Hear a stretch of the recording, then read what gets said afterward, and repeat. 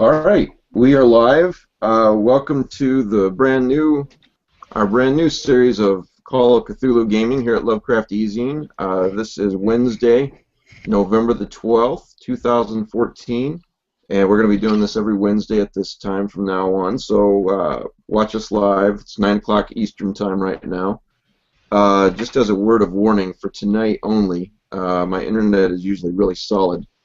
But I've been having some problems, and they're coming over. This is for the viewers, and for anyone watching, if you lose us, it's not a normal thing. We'll be back next Wednesday night because it's getting fixed tomorrow.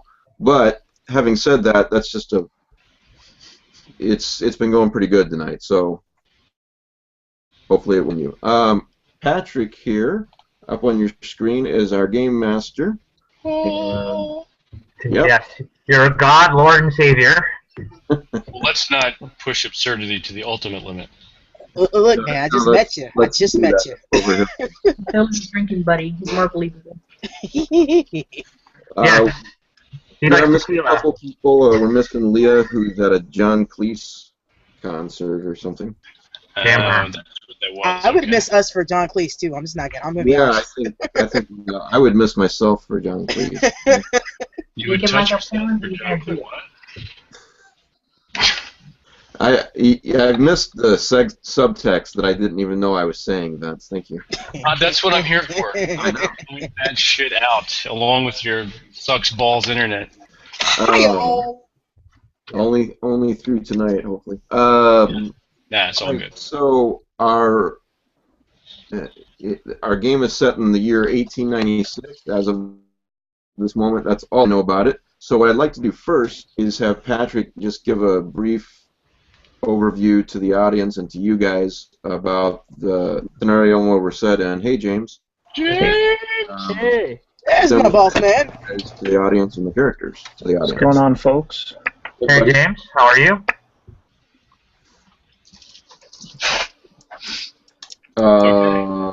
Patrick, why don't you go ahead and tell us about this game scenario? Alright, I'd love to. So, basically, this game, so as Mike has mentioned to you, it's set in the Victorian era, 1896 in London. Basically, the group is part of the Lethbridge Stewart Occult Investigation Society, founded by Kim's character, Miss Lethbridge Stewart, after an incident involving Egyptian cult and trying to resurrect an ancient pharaoh.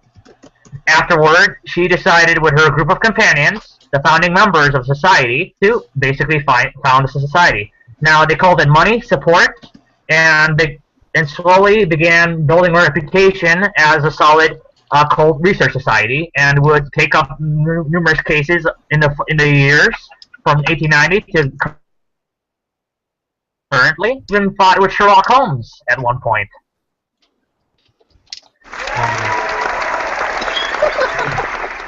Yes, they vanquished Moriarty, and were able to stop him from becoming a super god himself.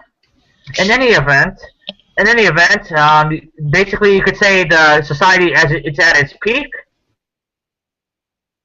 and accepted, rotated, and as such the organization has been expanding slowly.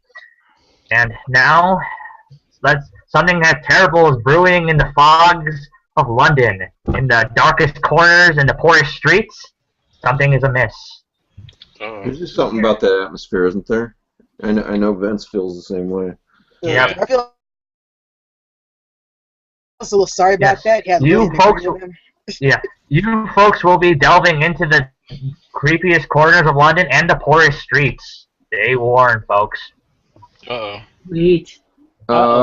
I deliberately did not try to cultivate as many viewers as I usually do, because I was afraid the internet might go wonky. So I will remind everyone they can watch the recorded version later. But we do have a few viewers, and it will be recorded for posterity. All right. Anything else for now, Patrick, before we introduce the characters? No. All I have to say that I wrote this campaign, so cross your fingers, guys. I'm sure it'll be fine, man. You've done a good job. All right. Yeah. Let's roll. All right, let's start with Let's start with Corey and go down the line. Corey, looks like your character's name is Frederick Wright. You want to tell us about Frederick? Yeah, Frederick Wright is a private investigator working for a private firm in London. He joined the society just before the Sherlock Holmes incident, and the last adventure, well, he got a girlfriend named Josephine from our episode in it was really interesting. Yes. And now he is a master of the occult now. Yes. Do you have a flying machine? No. Yes. His girlfriend Josephine is French, by the way. Okay. Yes. All right. Thank you. Kim. Well, I am playing Lady Amelia Lethbridge Stewart. I am apparently the ringleader of this little band of ruffians, and my profession is chemist. We make fine colognes and perfumes. Amelia. I just like saying that name. Amelia. Yeah. Amelia. Okay. Whoa, wait a minute now. Settle down. You wearing pants? Please. Listen, please. We've done this for a few years. We've done this for like about a year now. Of course we don't. That's true. I have to. You have to ask me by now. Then you I have don't really know me. Well, I know, but I need to let all the newcomers here. Oh, I'm sorry. Yeah. The 3 people that are watching. You're playing for the crowd. You said new. Exactly. Actually, Pandering to despite the my best crowd. efforts, we've got more people watching, but yeah. All right, Matthew. I'm playing Rudyard Homebass, who is a amnesiac gardener, groundskeeper, and that's about all he knows. Are you sure he knows he's a groundsman? Well, It's like being there. He became a groundskeeper after he was found. Okay, just making sure. It'd been awesome if he woke up with like a pair of garden shears. It's like, I must be a groundskeeper. Well, to be fair, there is a hint that he has some sort of military background, but we're not too sure about that. So he had a sword and a garden shear. And there are people colluding in the fog, and somebody on the moon watching us. I can tell us that too. Awesome. I love it. Okay. Lily. I am playing Garfield Kennedy, and I am the first mate of. What? What? Oh. Lily, you just went dark. Yeah. You just muted yourself, sir. Oh, I'm muted? So, no, Mr. Kennedy's muted. What the? Oh. Oh. Oh, okay. All right. Well, I was afraid I did something for a second. Well, to be fair, she said her character was Mr. Kennedy, who is Ben James's character's first mate. Mm. Okay. So they left together to collude. I was typing something to David on the board, and I thought, did I do something? Oh, there she's back. There she Okay. is. Back. She's halfway back. She's not quite back yet. What the hell did you do to my computer, Mike? I didn't do anything. You gave it his flu. Don't send me your gremlins. I didn't kick you out, did I? No, it just went dead for some reason. I don't have a clue what happened. It is a tad windy here. It is, however, not windy in Mississippi. It's just butt-ass cold. Relatively speaking. All right. We got next. Tim. Hi, I will be playing John Bell, the recently acquired Cockney coachman for Lady Lethbridge Stewart. Guys, I'll be right back. My computer is acting up too. Okay. If you turn it all the way off, that might help. You probably knew that, though. But Yeah, just Did give you me a turn it minute. off and on again? yeah, just be sure to turn it back on. Vince, I didn't tell Vince to do that one time, and he had a big problem. We Keep did. your gremlins to yourself, okay, man? Mine was working perfectly fine. What happened to James? James is incognito. He said something He's like he having couldn't hear us. Yeah, And then he logged out, and he I'm was assuming talking. gremlins ate him. Oh, okay. God. Tell the Gremlins audience are- about your character. Do what? Tell the audience about your Tell the character. audience about- I'm Thaddeus Malone, and a distant precursor to Dennis Malone, and everyone knows and loves him.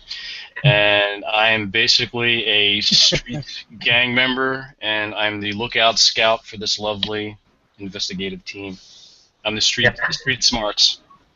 Yeah, recently though, your buddy Thad, your What the- partner in crime Thad, has passed away recently through brutal gunfire by Colonel Moran.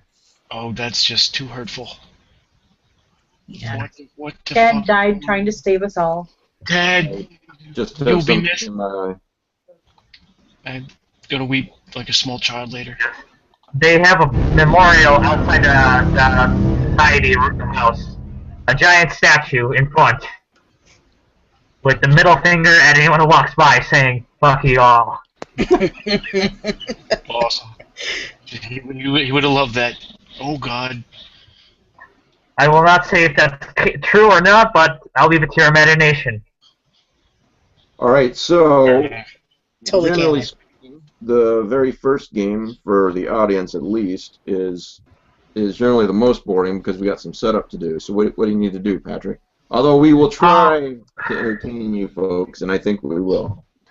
Yes. Of course. So, are we basically waiting for the rest of the guys to kind of pop back in, and we'll just handle the preliminary stuff right now? Just No, keep I just go ahead and keep moving.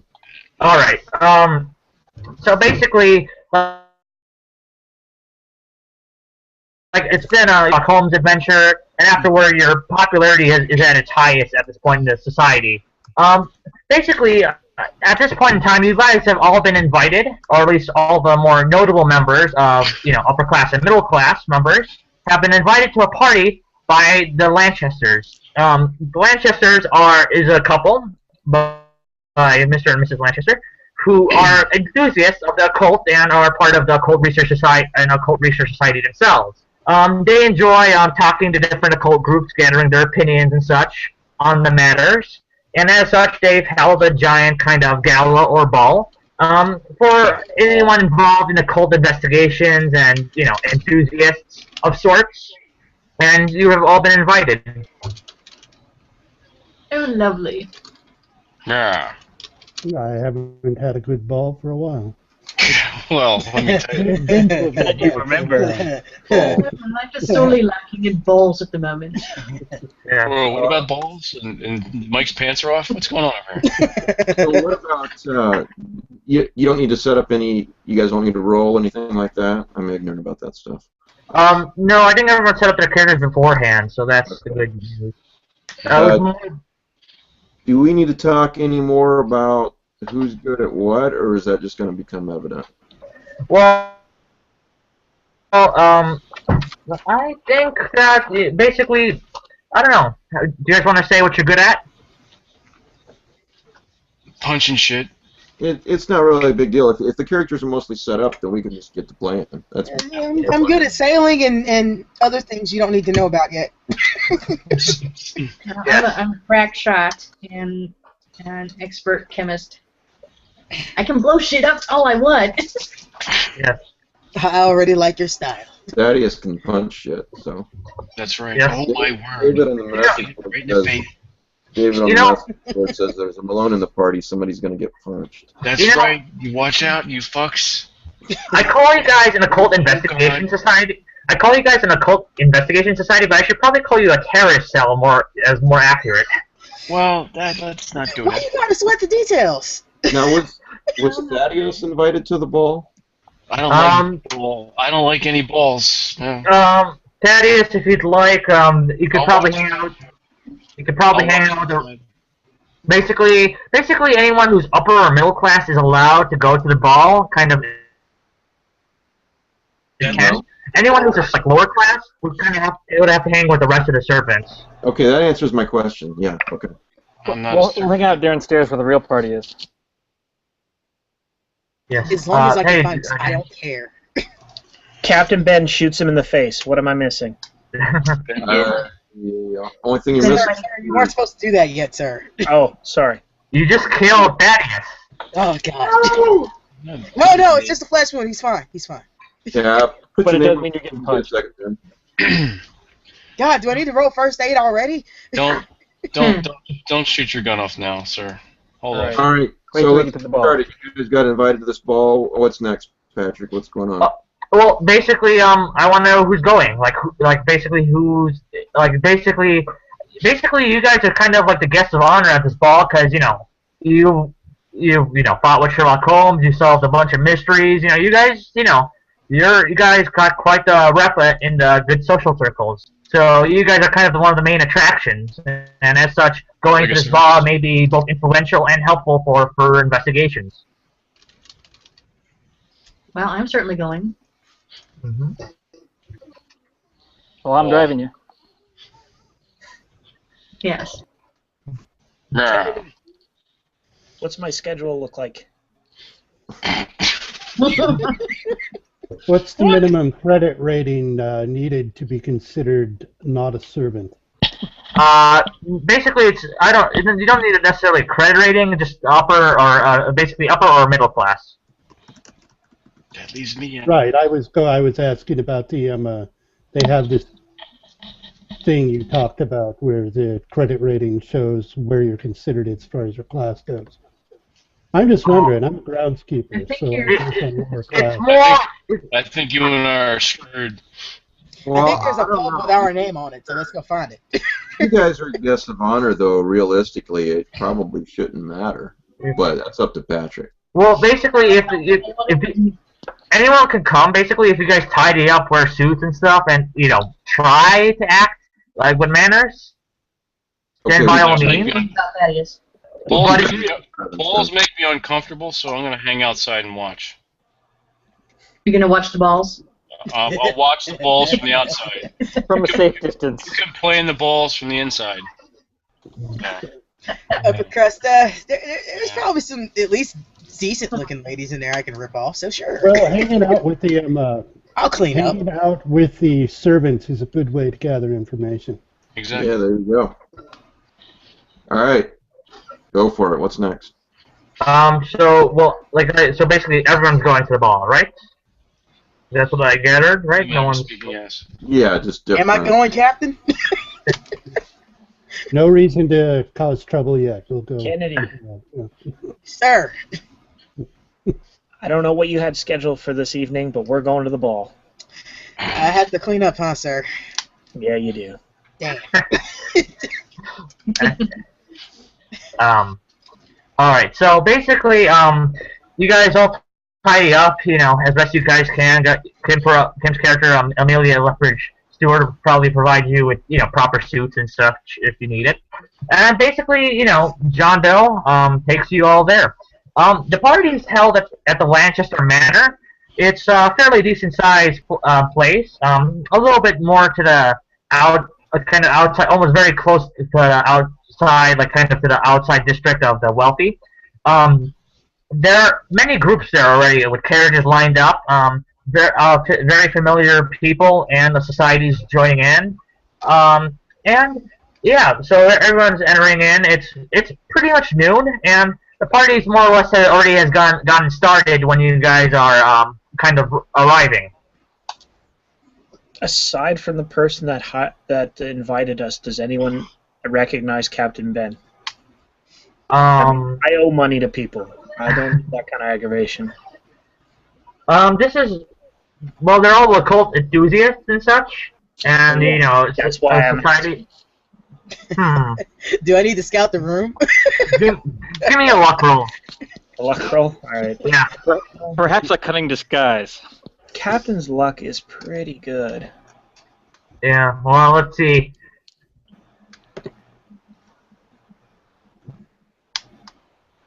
Come on, dice. Don't fail the captain now. 80. Everybody recognizes the captain. Yeah. So basically, I'll say this. So in the past, you've done business with maybe a few of these people before, smuggling in such artifacts and such. From what you can gather, none of them have kind of mentioned it or are approaching you about it, as this would not be kind of the good place to do it, and making a public scene would go bad on the whole being rich thing. Cap, do I need to secure an exit? Okay, so what's going on at the ball? All right. Yeah. So basically, inside everyone's dressed well and nicely. There's actually a 5-musician orchestra that's playing with violins and a cello. There's food and a variety of delicious and nutritious treats. People are dancing and talking. This was the day before loud music and raves were invented, so talking was a necessity. Anyways, but yeah, so people are talking. What are you guys doing at the party? How are you guys acting, or what are you guys kind of doing? Well, I am being the fine lady that I am, and I'm making connections with people that I know, and meeting people that I don't, and just being a lovely lady. Mm-hmm. Anybody else?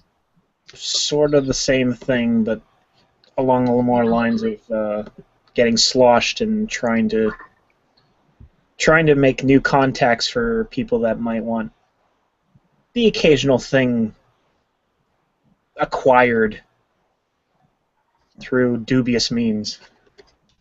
Dubious. I'm sticking near the captain until I get to a certain level of drunk, and then I'm going to start hitting on the maids.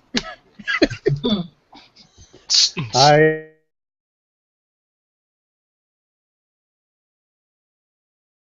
am conversation. Could you repeat that? I didn't make it out. I said I'm standing aside, leaning up against the wall, listening to the conversations around me. I see. Very good. Anyone else? Just talking to the servants. Mm-hmm. See if I can glean any information. I'm that assuming. might prove useful. Very good. I'm assuming, John. I'm assuming you're on the outside with the rest of the carriage kind of drivers. Yep, circulating and passing a bottle and smoking a pipe and. Yeah, basically, yeah. Actually, they have a game of dice going and some cards if you want to play, and that. Anyways, so basically, Captain Ben, Amelia, basically the Lanchesters come up to you, male and female.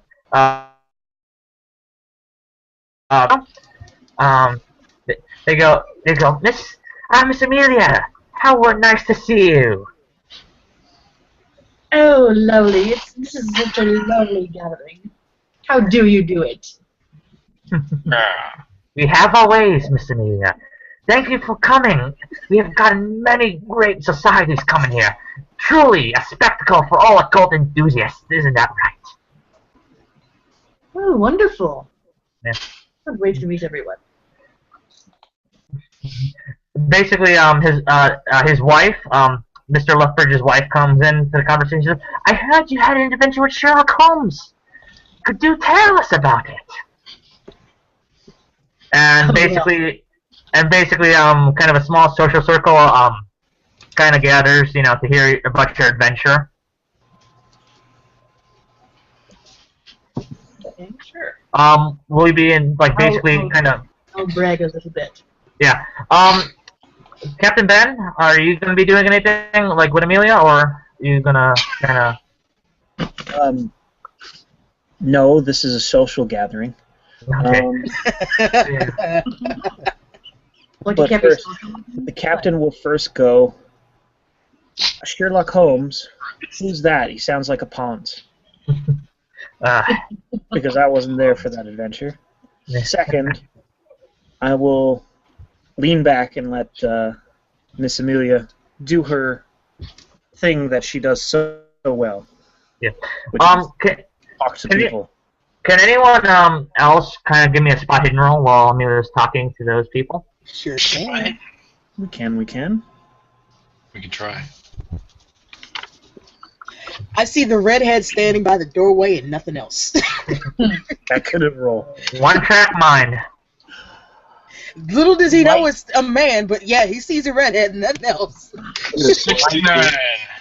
Nice. You should probably My cast favorite just to number. get in there. 69 at the ball. I see a thickly fern that needs I attention. really muffed that one. I got a spot hidden. Yeah. All right.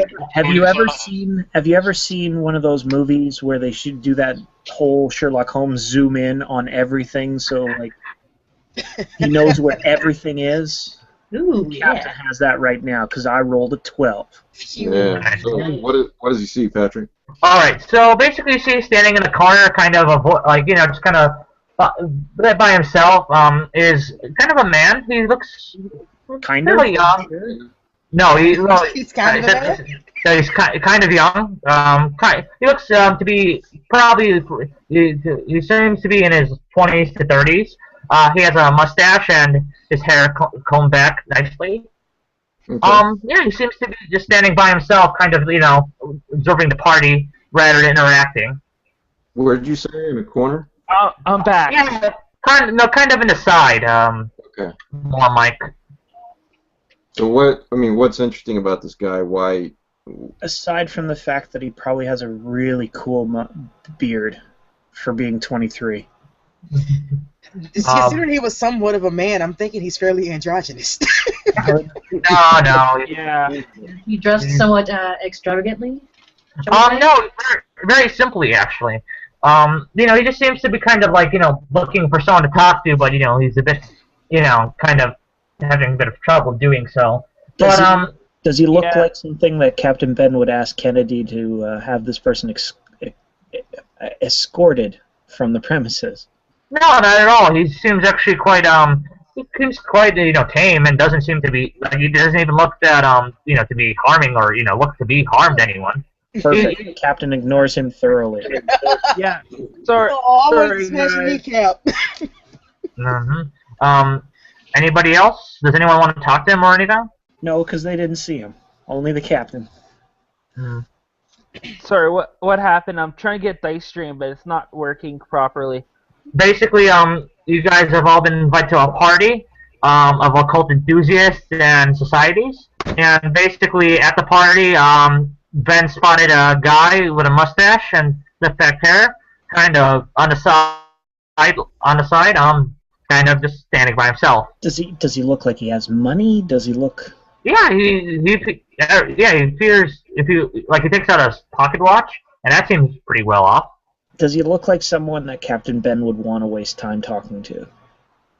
Well, let's say somebody saw him and wants to talk to him so we can move the story along. In other words, yes, he looks like someone you want to talk to. Kennedy. Sir? But somebody saw you staring at him and said, "Oh, what are you looking at?" Oh, that thing. Fight.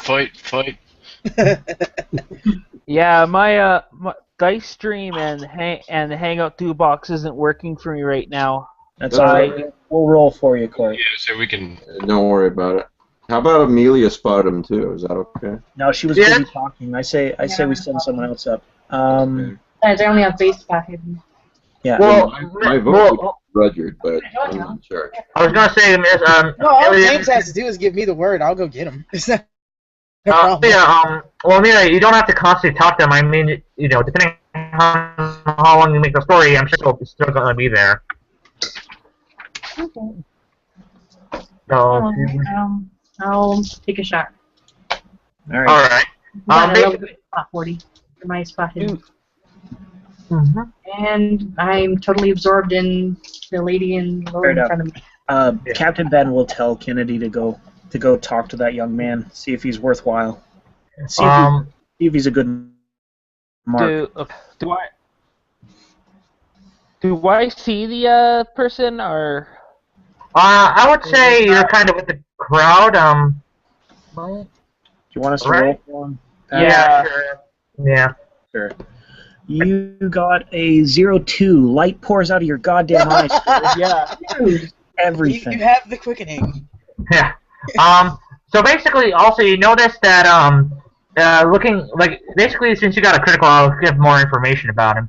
Looking closer at him, he appears to have his eyes kind of a bit worn, like he's been in the library a lot. His hands also look to have a bit of some burns on him and singes, detailing that he may have worked with some electronic technology of some sort, which is kind of a big thing these days. And yeah, and he does appear to the more you look at him, he does appear to have some substantial amount of wealth as well. Okay, well, I'll try to go up to him and ask, who are you? Or what's your name?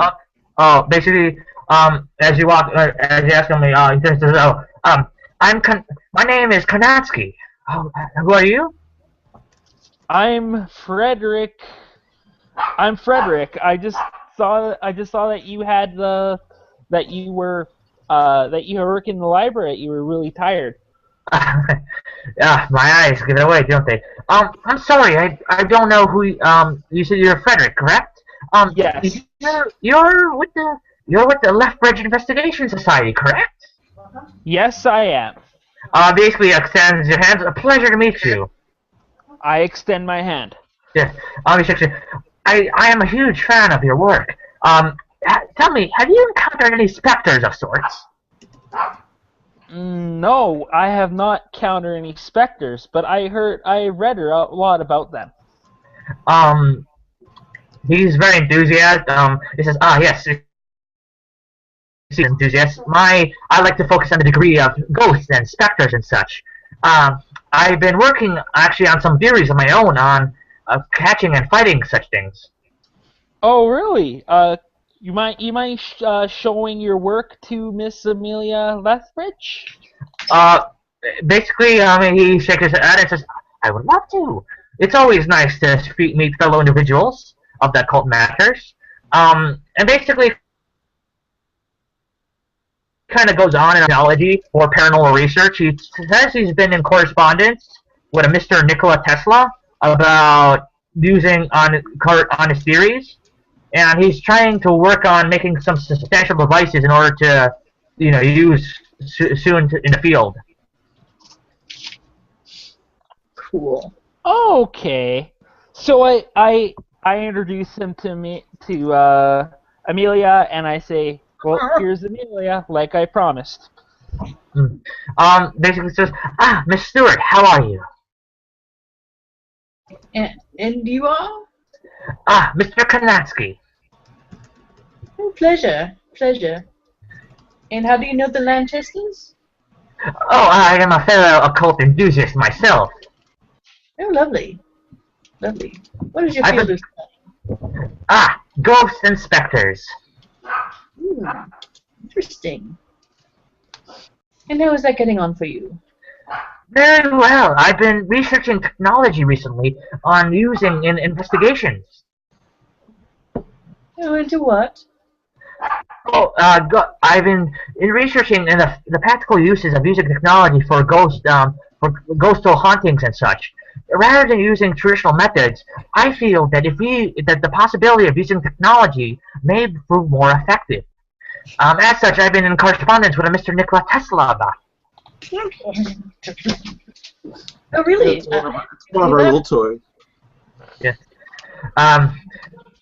As so far, I'm a fangirl moment here. I adore Nikola Tesla. Yeah. Especially his relationship with pigeons. I thought that was Mike Tyson. Mike Tyson did not marry a pigeon. Well, it's easy He to would get have, those two possibly. confused, I mean, He is quite fond of his pigeons. And depending on what you call Robin Givens, he might still have married a pigeon. Yeah. Right. Yeah. Basically, for those of you who don't know, the man I'm talking about, Karnatsky, he is none other than Karnatsky from The Ghost Finder. So, that's cool. Though at this point in time, he's a younger Karnatsky, and as such has not kind of gone on his famous adventures yet. So you're kind of talking to a precursor almost. So probably in Interesting. our best interest not to get him killed. Yeah. Yeah. I make no promises. Yeah. As you guys are talking, basically, he excuses himself, and then another man comes out. He appears to be wearing a bit more red. Like he has a very noticeable red cravat and red cufflinks, and he has his like one of those weird very nice mutton chops, and is carrying a walking cane as well. But he doesn't need one. He's wearing it personally for style. He basically goes, "Miss Stewart, I presume." Yes. Ah, yes. You're with that investigation society of sorts. And we do our bit here and there. Yes. It's always good to see amateurs, such as yourselves, give themselves into such a study as my group has professionally done. Oh, really? Yes. Tell me more. Basically, kind of rolls his eyes. Does anyone want to give me a spot hidden? Let's see. Or anyone at least like nearby to Stuart? Well, I'm right. I'm right by Stuart. So if I'm still drunk. Stuart. I have a 65 in spot hidden. This is amazing. I am very drunk, apparently. One track mind, apparently. So, man, I tell you, the maids. Stop touching the asses. It helps if you take your hands off complaining. the eyes. did someone roll my spot hidden? Sure. Well, the captain got a I don't 26. think you want me rolling anything for you. And you got a 96. Yeah, that's not. Yeah, that's. Sit down. That's not. Hey! So the captain passes his spot hidden again, Patrick. Okay. Well, basically, Captain, for a glimpse moment, you think you notice an emblem of some kind, like around his neck, but then it kind of shuffles back and it kind of fades out of view. But it was very particular. It seemed to be like you could see glimpses, like very pointy ends, kind of on the top, but then the rest was covered, and then it kind of faded from view entirely. Right. A necklace, you mean? Like a necklace would be a good way to put it. Okay. Right. At that moment, actually a familiar face stops by. Mycroft Holmes apparently kind of walks up. You've all met him in a previous investigation, and he kind of goes, "How are you, Nigel?" He's like, "Mycroft? What the blazes are you doing here?" He's like, "Oh, I have a small position in the government, and the Lanchesters being friends of the government, I have been invited. Do run off to your rat hole, please, and leave this finer company of people." He basically pouts. Nigel pouts and basically runs off, and Mycroft kind of turns his attention to you. It's like, it seems we meet again, Miss Stewart. Oh, lovely. And how have you been? Fine, after that nasty incident with Moriarty. He kind of, pats his rather large belly. Have you been staying out of trouble? He is dressed, isn't he? Perfect. He kind of chuckles and says, "It seems you've gotten yourself a new valet, and Captain Ben a new first mate. How quaint." Yes. Captain Ben looks at him and goes, "I don't think we have had the pleasure." I was like, "Oh yes, Captain Ben, how are you? How have your activities been treating you? I hope you haven't been caught yet." My good man, I don't know what you speak of. Upon hearing this, Kennedy moves closer to Captain Ben. It's like, "Sir, do I need to do something?" But I think that if one was to get close to catching me, I hope they bring an army. It's a good thing I have one. But in the rightest sense, I do not need to catch you, Captain Ben, at the moment. However, I shall be keeping my eye on you lot. After all, Queen and country and all that. I will send Sherlock sends his regards, and so does Watson. You will visit them on time to time. My brother needs to get out of that damn hot flat of his. And basically kind of waddles off. Waddle. Minecraft is very fat, but so yeah, basically, the part, basically, what are you guys gonna do now? After with the three, we basically have encountered three strangers of sorts. I turn over to Lady Amelia and whisper into her ear, "I didn't know they piled manure that high." Oh, you. Good one, sir. Things. All right. So I'm assuming that we have to deal with, go take a look at the young librarian's inventions or whatnot, or are we... Not necessarily. At the moment, he's more or less excused him some kind of left early. But basically, the party's what are you guys gonna do till the end of the party, really? How drunk is Kennedy? Sir, I'm a sailor. I'm never drunk. Fair enough. I might be blind. That was not the alcohol. All right. I was distracted, sir. Sorry. That's quite all right. I let Kennedy do what Kennedy does best in large crowds, and I will try and see if I can drum up any extra work until something better comes along. All right. What is it that Kennedy does best in large crowds? Apparently, make an ass of himself. I don't. Drunk enough to... You want me to make an ass of myself? I can harass somebody. And the cattle prod. Yeah. Good lord. I try to stay out of sight when necessary. I wasn't aware. Fair enough. All right. So You say as you grab the ladies' asses. yes. Hey, there's been some sweet talk going on, okay? I know what you want to look at. All right. So here's what happens. The party basically drags on. Captain Ben, you manage to make some few connections. Amelia, you as well. You exchange all the pleasantries and such, and talk to various occult groups, amateur and professional, and such, and even the occasional individuals. And basically, Kennedy gets drugged off his ass, and Captain Ben's forced to kind of grab him back to the carriage without causing further incident. And basically, it's more or less kind of maybe close to midnight at this point. And John, you're probably waiting and ready to get the carriage going to take everyone home. All right. So basically, you guys drive off. The fog, London fog is pretty heavy at the moment.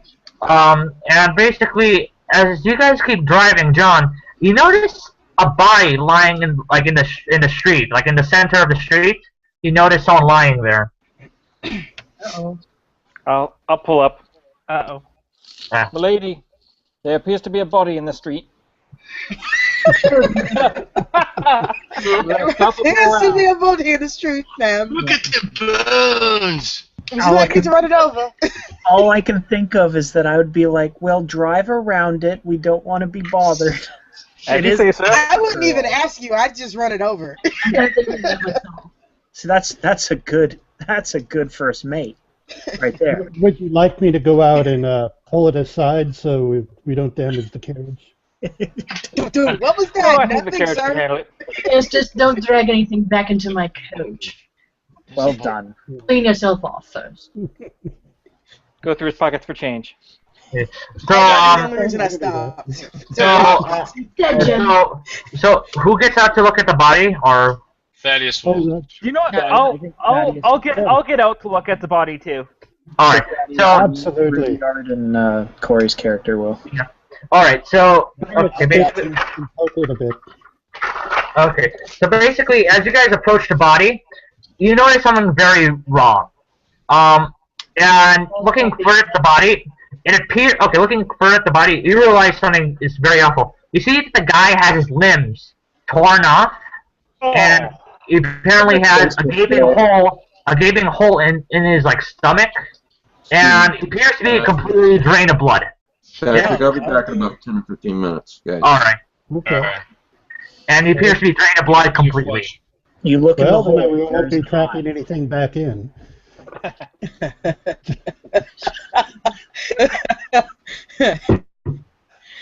No, I think it'd be quite clean.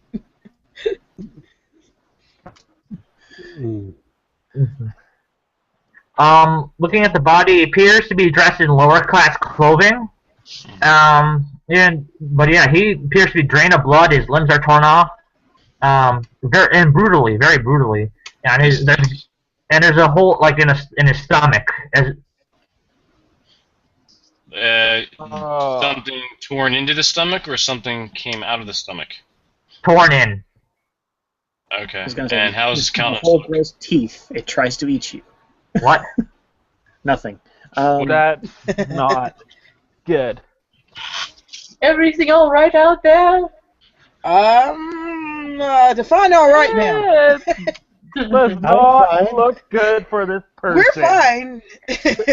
It's just we the other guy. all hope we don't know the gentleman. Is it a gentleman? No. Not sure. Yes, it is. This guy appears to be in his like mid-30s. But he's not a proper gentleman. No. He does not look like to be a proper gentleman. No, he's not a gentleman. You're a gentleman, so move along. Captain Ben shouts out to John Bell, "Mr. Bell, do you need the poking stick to get it out of the way?" I go back to the carriage just go over it, sir. stick. We're not wasting time with this. We don't need the stick. There's no blood. Oh, fair enough. You see that hole in his stomach? I'm not touching him. Poke with the poking stick. I'll try to poke at it too. Everybody take a poke. Well, it doesn't move. He's completely dead and he's drained of blood. What the hell are you people doing? Leave it alone. Get back in the carriage. It's a dead body. Just let it go. This is Anyone want to roll me a spot hidden again? I think ridiculous. he's dead. I think he's dead. I think he's Someone dead. can roll for me. Yeah, I'll do it for you. It's all good. Jesus Christ. Come on. Come on, Dice. 78. It Yeah, is a that's dead body. Yeah, spotted a nice. They've slowly been working their way down to the good numbers. How many Get those crappy ones out of the way. are there any organs intact? What would the resale body? Are you looking to collect them, Rudy? I mean, Does he have anything shiny on him? That's pretty much what I'm looking for. I think you would know that hospitals pay a premium price for fresh That's a good point. He has a good point, sir. It looks pretty badly Yeah, damaged. I'm Gamekeeper. not going to For the pick up the advancement of body. science, it's a good idea to. Hold on. Gamekeeper. Yes? May I speak? Yes, you may. I'm looking. Thaddeus is using his observation because he does. So the street is his home. He's looking around the body in the immediate area. Does it look like he was dumped here, or he was slaughtered here? Are there any organs anywhere? Blood? There's no blood. There's no organs anywhere, right? Yes. So he was dumped in this street. Yes, that would probably be an accurate point. All right, people, put away your sticks. This guy was dumped here. He was dumped here. So let's go. What's our spot hidden? Does anyone check his pockets? Like you said, Kennedy, you said you were checking his pockets? Oh, I'm going to check his pockets. I'm just Alright. asking what my spot hidden got me too. You succeeded? Yes. Okay, I'm sorry. Basically, you basically kind of thought you noticed like a glimpse of something, but that like basically maybe on the top of the rooftop you saw like a swish of like a black black fabric, and then basically but then it disappeared instantly. I openly say, "What the bloody hell?" Oh my God! It's steampunk what? Batman. Are we Oh. into our backs? Had to have been a bat. That's it, bats. Acme bat suit. Does it look like this body may have been dumped from the rooftop? Looking at the body, he's drained of blood. But if like so it's kind of hard to say unless you get a medicine roll. So if anyone has medicine as a skill. I don't have medicine. I got first Is it aid. reasonably Is underneath this where we dashed saw the apart? figure? His backside is bruised, but again, you can't tell if he was dropped from the building. Right in the arch. I can tell you now that if there's no blood, then there's no bruise. He's That's a good point. Well, sorry, I I'm misspoke. just no. I'm just trying to educate. Yeah. Sorry. instinct. Yeah. Good point. Could he have he bruised before the blood's been taken out? That's what I was just going to say, Corey. I was just curious if that is a factor. If he was I remember- bruised before the blood was taken out, would he still be able to be bruised? Yeah, there would be He'll markings. find out. Well, Fair enough. can he actually be completely insanguinated? Well, in this case, Like, you there's never not know. any oozing at all. No, he's completely drained of blood. Like, there's only some dried blood So around his shirt. he's dry, like completely dry. Just making sure, like, he's not moist at all. Yeah. Like he's a husk? Not even dry. He's Fascinating. not Like even he's a moist. husky? Almost nearly a husk. Airway, but Almost nearly a husk. Husk. almost a Kennedy husk. rubs his hands together and proceeds to go through his pockets. I would say he's like borderline a husk. He's like borderline a husk, but you can still tell he's like a person. Moist. The captain shouts out to Kennedy, "Can you Does- pass for a mummy? We could sell him." You want me to move him off the road? Hold on, Kenny. So hold on, Kenny. While you're looking through his pockets, you find a letter. Oh, there we go. Mummy? Yeah, that'll help. Sorry. Go ahead. Sorry. Go ahead. He's Moist. a real leathery, and I think I found a letter, sir. It's gonna be like. No, I don't tell anybody this. It's like I'm just going through his Wow. pocket, not saying what I find until Yeah. I make up my mind if I'm gonna tell anybody what I find. Moist. If we're finished poking him, I could whistle up the cops if you'd like. Yeah, so is the letter all I find? Oh yeah, the letter. Before we get to the cost, let's read the letter. So, opening the letter. I'm not doing anything yet. I'm just making sure his pockets are clear. I Yeah. haven't said I'm telling anybody what I found. Okay. So basically, you only find a letter and a knife. Oh, nice. How nice of a knife. Very street. Like it's a street knife. It's very common, and it's common. You would find this around Doug's a lot. It's nothing special. Yeah, it never hurts to have an extra one, so I tucked that in my boot. Yeah. Yeah, I think I've got 2 knives in my bustle still. Muscle. Yeah. Ooh. So I now have a knife. Making note of that. Kennedy now has a knife. And a letter. Can Kennedy read the letter? Can you read? Can you read? Well, Kennedy is actually fairly intelligent, thank you. Oh, it's not a I have an question of H4 intelligence. education of 16. No, Kennedy. It's not a question of And I have to intelligence. read It's just maps, back then reading wasn't a You can be very intelligent. You cannot read at all. This is true. I keep forgetting that, but I'm his first mate, so I'd probably reading maps. I think I'd be able to read some at least. Yeah, fair enough. Yeah. I just wanted to touch base with that. That's I all. have to go through ledgers and stuff. All right. So are you guys gonna read the letter? No. Well, I'm we don't discussing know- this with someone, and We then don't we'll know if decide. Kennedy's going to share it with us or not yet. Exactly. I haven't said I'm sharing anything. Okay. We were standing there. We saw the. I'm assuming we're same team. Yeah. Oh, we are. I Unless can roll unless conceal there- see if I hit unless this there's one. other motives. That's clear, anyway. How big is this guy that is what's left to him? 5'11". Sorry, That's that's what's not. left of him? Oh my god. No. I'm sorry. Sorry. From. Leave him 5'11". Sir, we need to get this body No. to someone I'm sorry. quickly. He's 5'11" with no arms and legs. Let's go. No. Sorry. I was gonna say that. Let's see. Without his limbs, he appears to be about 5 feet. Before the legs were cut off. Yeah. Okay. That's the point. We may need to sell this one, sir. Do you have like a? Oh, let's see if this actually would work. Do we have a space that we can actually? I'll actually pick him up and put him in like a trunk space, because it's interesting. I would. You already have a girlfriend. If he can body up, I'm just gonna watch him because until I get word that we're moving this, But I'm impressed. You have made points in my book. Does he try to wear the body like a hat with that little hole there? Like, how are You you know gonna what? assist If it's completely insanguinated, it may be light enough for him to wear it as a hat. Jesus. Ah. Arms or legs? It's gotta be what, like a 20-pound hat? I mean, come on. He can do that. He's Yeah. got a strong neck, right? One question, John, you mentioned you wanted to call a constable. Do you guys want to do that? Up to her ladyship. Doesn't sound like it, especially if we want to take this home with us. Well, hang on a second. We gotta find out if Lady Amelia will even allow it into the cart. Yeah, she didn't seem very keen on this. No. We can Yeah. put it on the back. It doesn't. Does it smell? Does it smell?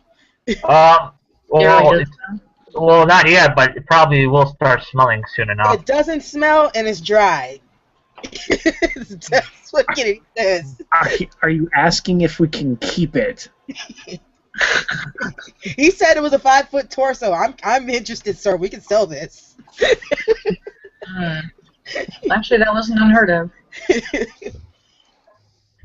Okay, so it's up to Lady Amelia. Do you want this? Do you want this corpse hanging off the back? I mean, I'm discussing this with you, Captain, because I'm not gonna say that kind of stuff openly in front of them. Can I keep him? Can I keep him? I promise I'll feed it.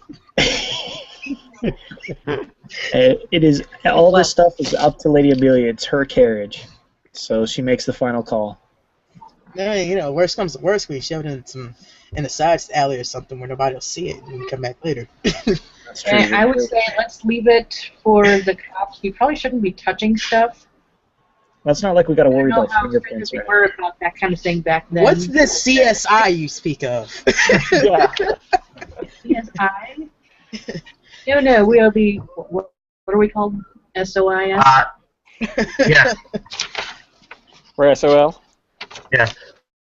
Yeah. I would say let's Yep. go notify the police. Yeah, Leave you the had body something where on. it is. So anonymous tip time. No, it doesn't have to be an anonymous tip.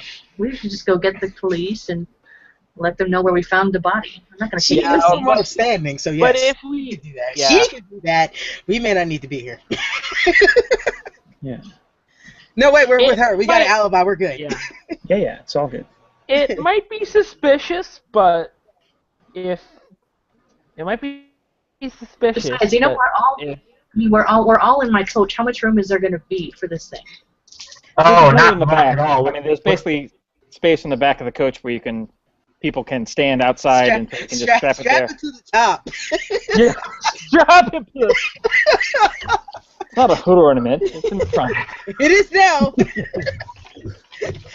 You know, I mean, we don't have any problems if we want to go ahead and call a constable now, because the sooner we do Yeah, it, let's go and get the less shady it looks if we're still here. yeah, I would say call the cops, but Yeah, let's They're call for a not- body. They've already put one of us in jail. She's still there. Yeah, exactly. No, she's off working on the crumpets. Yes, That's what they're calling it these You days. thought you were going to say stop the cars and get her on it. All right. Well, it sounds like people want to call for the cops, so one of those whistles they used to signal and just whistle for the local cops, and I'm sure before too long someone turns up. yeah.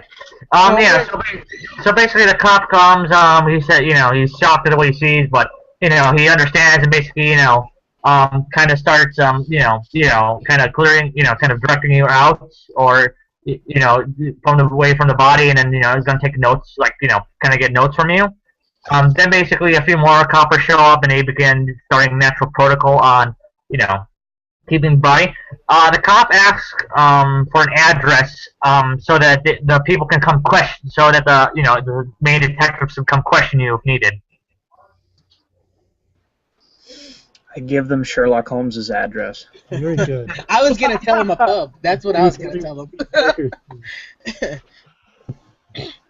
Yeah, the slaughtered lamb, that's where you can, I'll be there.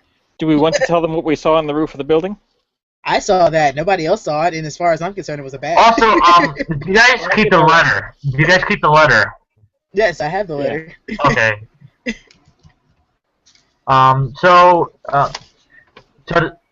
So, Kim, do you give out your address as well, in case, like... We're cool to have nothing to hide. Alright. I don't know who I am anyway. Yes. Alright. May or may not have something to hide. Alright. So, anyone who gives an address, anyone who doesn't. Well, actually, I just want to give them the address for our society building. Yeah.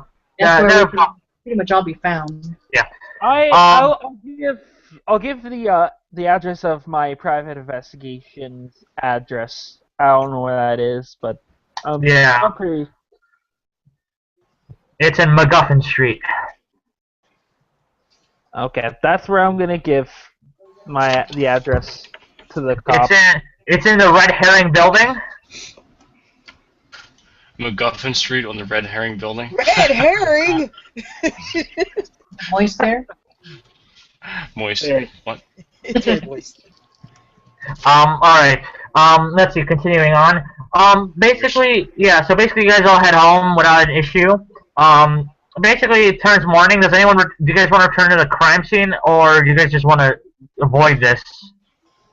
I'll return. Before all that, I'm gonna talk to Captain. It's like, hey, I found this letter. Since nobody else asked me about it again. Well, do we know that you got the letter at all? Well, none of you in the carriage know, but the people standing around could have seen me, possibly. I didn't try to conceal it. I could have tried to conceal it. I mean, maybe they just saw me take the knife. I don't know. Captain, I found his letter. Well, let's take a look. Alright. Clearly in the other room before we decide what we're going to do with it. Exactly. Alright. So, looking at the letter, it appears to be very simple paper, and it's written kind of a bit roughly, with only one or two spelling mistakes. I have a 40 in library use. Of course I can read. Just thought about it. Yeah. Alright. So, basically it reads, Percy, hand Matthew the groceries. Make sure to restock your selection next time. And then basically it ends with Charlie. So his name was Charlie. We assume. That's all we know. Yeah. His name was Charlie. Kennedy, I don't think this is something that we have to keep secret from the rest of the group. I think we can share this. Hey, it could have been something good. Just take no chances, sir. No, you followed your gut, and the captain always appreciates that in the first mate. We will accommodate you in a later date. In the meantime, let's throw this to the group and see what they say. And we do so. Kennedy found. Alright. So, let's see. So, it's basically morning. Let's see. Only Frederick is the only one who's at the crime scene at the moment. Everyone else is at the sort of the society building. Yeah. Sure. Yeah, I have absolutely no reason to go back to that street. Alright. Chelsea doesn't. Alright, basically, let's see here. Okay, so, yeah, so basically they read you the letter. What do you guys make of it? His name was Charlie. It's something to do with groceries. Is the letter to Charlie or from Charlie? It was to Charlie. No, it's from... Oh, it's from Charlie. Charlie. Sorry. From Charlie.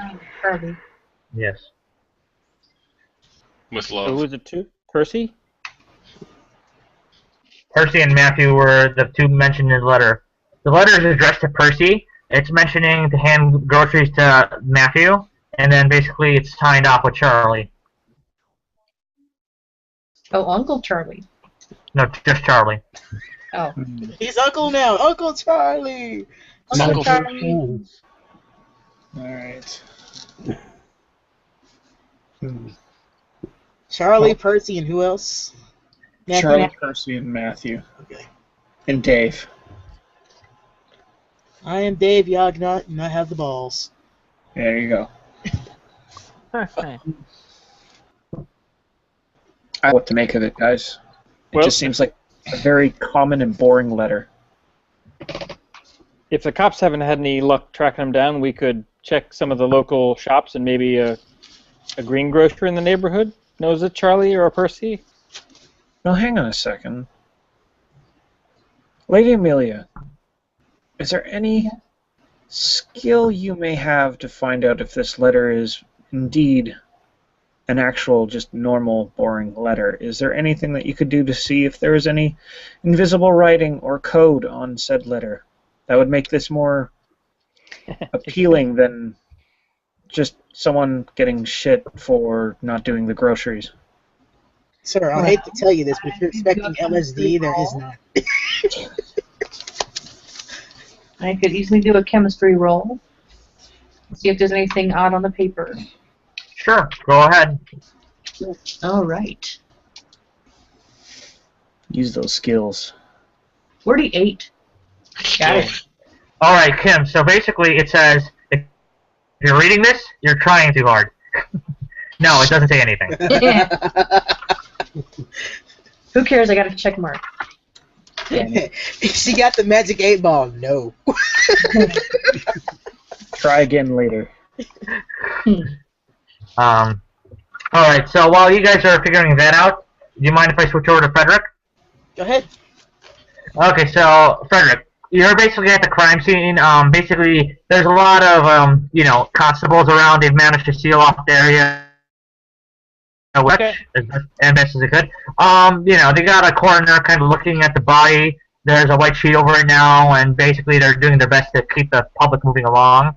One of the constables was kind of like, you called upon is still there and managed to recognize you, and he's willing to direct you to the detective in order to get your statement.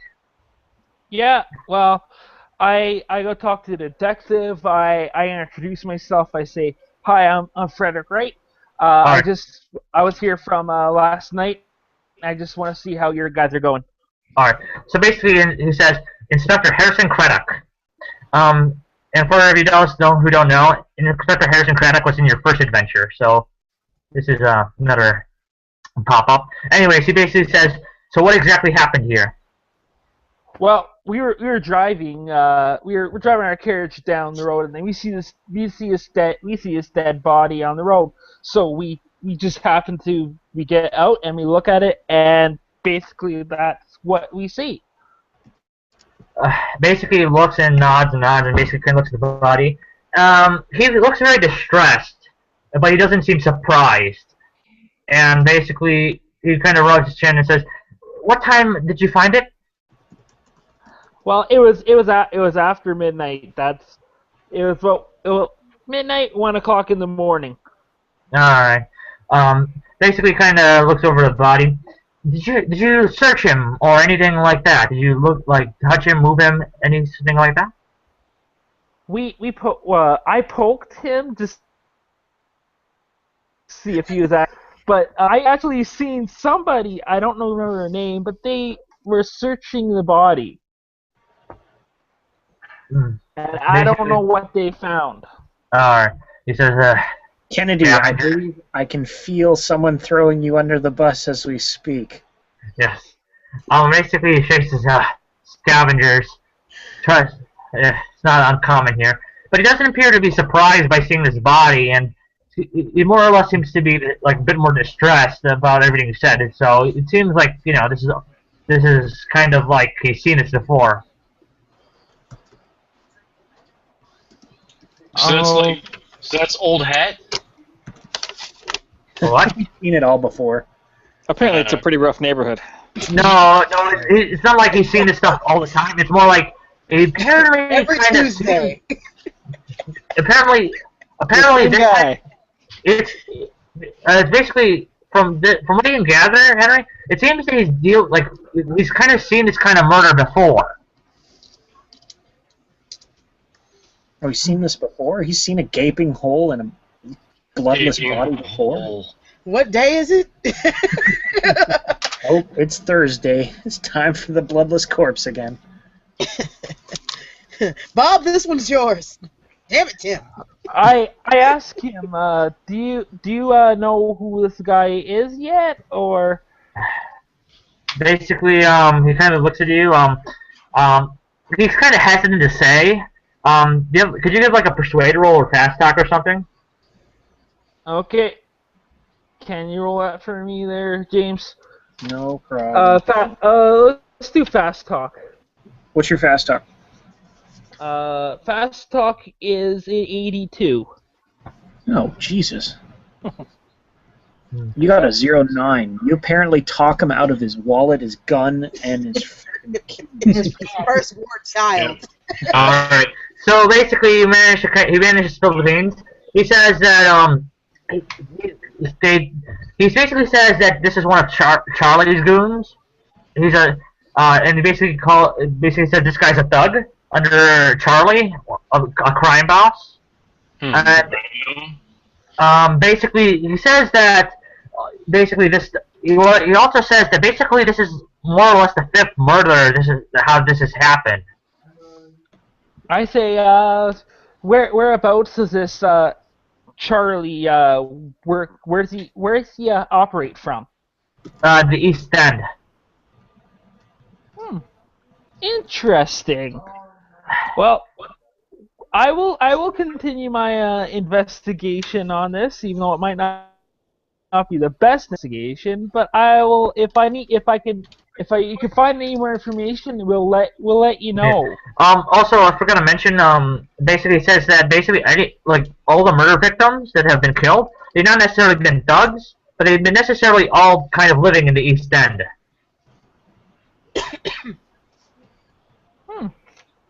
So that's he basically kind of shrugs you off. He shrugs you off before he can say it. And then basically they kind of continue their work. I assume that you guys regroup at some point. So what do you guys want to do? Avoid the East End. Well, I'll go back to the our office, and then I'll tell them all about the Charlie and how he's his mob boss. All right. So you guys are informed. I inform Amelia and everybody else that's there. All right. Do we want to deal with a mob boss? I mean, we have more occulty things to deal with. But this could be more of a cult thing. Could also be he owed them something. Captain Ben doesn't like wearing cement shoes. That's all I'm saying. They didn't use cement shoes. It was too expensive. They just blew your throat. I'm sure being stuffed in a barrel and throwing into the river is not a fun thing either. Hey, James, but in all seriousness, James, you actually probably, your character Ben Olmsted actually may know Charlie because as a smuggler, you may have done some business for him as well. So. True. Do I want to do a roll to see if I actually know him, or? I can probably just give it to you. All right. So what do I know about this mob boss guy? All right. So what do you get out of Charlie? He seems to be one of the more stronger mob leaders. He seems to he seems to have a syndicate of sort, very loosely based, but he's been trying to make it stronger. He seems to be a straightforward guy, does business, don't cross him, he doesn't cross you, and such. So he seems to be one of the more prominent faces, in the East End, and more of the crime syndicate around London. I'm guessing that he might have some information that we could use towards some of the occult stuff. Could be a bit of a long shot, but we can definitely give it a try. Does anyone else want to come along for a quick tour of London's underbelly? Not me. No, Probably want to bring a I couple wouldn't with ask you. you to come. I'll come along if you need a ride. Yeah, I'm really tempted to go, but why not? I'll go. Go on. Alright. Go on. Fair enough. Alright, so let's see here. I'm assuming Thaddeus will come with you guys? Sure. Yeah, because I don't know if he's still with us. So Frederick, Captain Ben Olmsted, Kennedy, and Thaddeus, and you, John. Are you going with there too? Yeah. Okay. Yeah. I'm assuming Vincent's character's coming. Yeah, that's right. Thaddeus. Mrs. Carter's Oh, name. sorry. And Gapped on the name. You may have disconnected on us. yeah. Rudyard, are you coming as well? Yes. Okay, so basically you 5. Okay, so you're going to the East End, also known as Whitechapel, but in recent, it has the more popular name as Jack the Ripper's hunting grounds. Hang on a second. I'm a man. I'm fine. Carry on. No, as far as you know, the murders have stopped, so as far as anyone knows, the Ripper is dead or caught or something. Nah, I wasn't worried to begin with. I may be a whore, but I am not a female. Yes. Awesome. Yes. Are you guys I'm assuming you guys are just coming in standard armament and stuff? Yeah. Okay. Oh. Just all right. So, sure.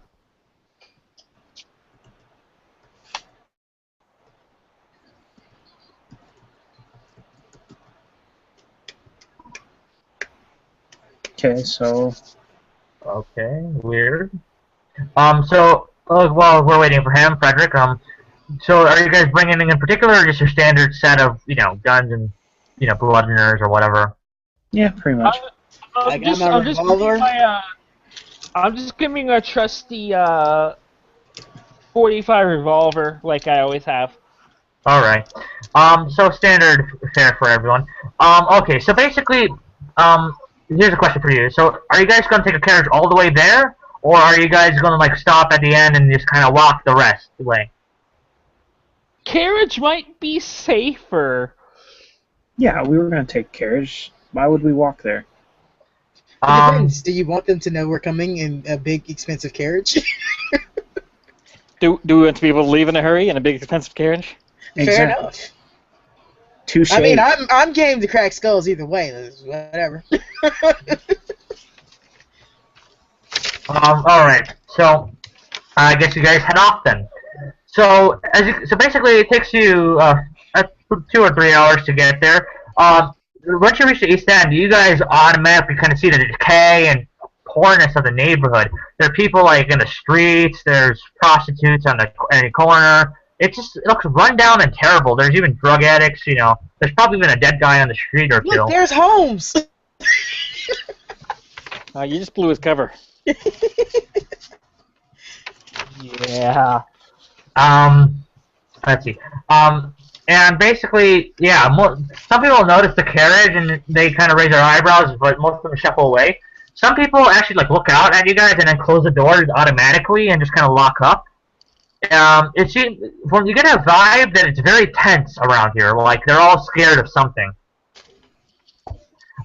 Anyways, as you guys keep going on, you eventually reach a kind of a roughly built barricade, and hanging around it are 5 dog-looking people with kind of red painted on their backs, on their shirts, in order to have a kind of a gang color. Basically, and one of the guys is tossing a knife back and forth in his hands, and they notice you, and they basically chuckle to themselves, and start kind of walking up, to the talk to you guys. All right, I've got one hand snaking to the sawed-off shotgun that I have under the seat. Fair enough. All right. Anybody else, or everybody else? I'm not getting out. I'm sure the door or window can be easily opened to talk to these gentlemen. Mm-hmm. All right. So basically, one of them goes, "Oi, nice horses you got there. Pretty tasty, if you ask me. Us lads are pretty hungry." Surely for you can find something better. You were asking for a date. My apologies. Be a good lad and go find Charlie. He basically scoffs and looks at his friends. "What do you think we are? We're the Rippers." I don't care. Go find Charlie before I have to find you something to be able to walk around with, because we are going to break your legs. Be a good lad. Basically, none of them seem scared, and the guy just kind of takes out, basically kind of like gets his knife dirty in his hand, and the rest of the guys kind of take out their makeshift weapons, or some of them just use their getting their fists ready. It's like, I'm not afraid of you, man. That's perfect. I tap the top of the carriage to give John a little signal. All right. And of course, he's frozen. So what is the signal to indicate? One would think that one is being threatened, and you hear stomping from the back of the carriage. I guess we'll. Time to point the gun at something. All right, I'll pull out the shotgun. Step back, lads. Little quickly to the carriage. All right, so basically, I go like the paintwork. This is not gonna be good. All right, so basically, as you pull out the shotgun, they basically back off and say, "Easy tonight. Using a gun is a criminal offense now, you hear? Get the chair. I ain't used it yet. The noose." Yeah, it's funny how that works. So is threatening people's lives nowadays. Now, do me a favor. I got my hand on my revolver as well. They basically scoff and say, "Find Charlie yourself," and they basically just kind of scatter off. Oh, that's the problem with the youths nowadays. They got no backbone. Right. So I guess I would tend to think I know where Charlie is. Yeah, no, you definitely know. You just got you met with the more colorful crowd of the East End district, the Rippers. Actually, James, you probably would gather. You know them as a kind of a loosely based gang. Not that big, but they kind of are going off the whole Jack the Ripper kind of motif. Trying to kind of inspire his presence in order to get fear and stuff done. Yeah, well, broken kneecaps or bullets to the ass. Fix that real quick. Do we know if they're affiliated with Charlie or Charlie a different gang or? No, they're a street gang. They're not related to anyone. They're just a bunch of punks. Anyway, so moving on, we move across the barricade and you find Charlie's place. It's a place called the Wet Mermaid. I think it's kind of that one's asking. Moist. It's the moist mermaid now. That one's asking for trouble, sir. I just chuckle and said, yeah. Is that better or worse than the dry mermaid? Depends on your point of view. Exactly. So. Anyway, so basically, as you guys, it's Charlie's place. It's an inn, bar, a place. It's also a brothel. You guys basically, as you guys are walking in, there's laughter, there's drinking, and there's prostitutes making out with some guys out in the front as you guys walk in. Inside, is more debauchery, gambling. They're basically in the kind of the corner. They have some of the desk, the tables moved aside. There's a large circle of people gathered around taking bets as two guys are beating each other up in a fist fight. At the bar, there's a bartender who looks grumpy and he has one of his fingers missing. He's wiping a glass. There's a few guys stationed around with handguns in their waists, visible. And some security.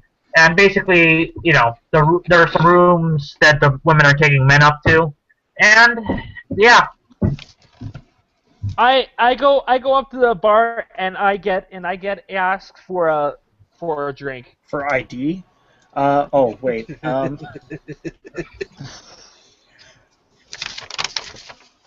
I go up and ask for a drink.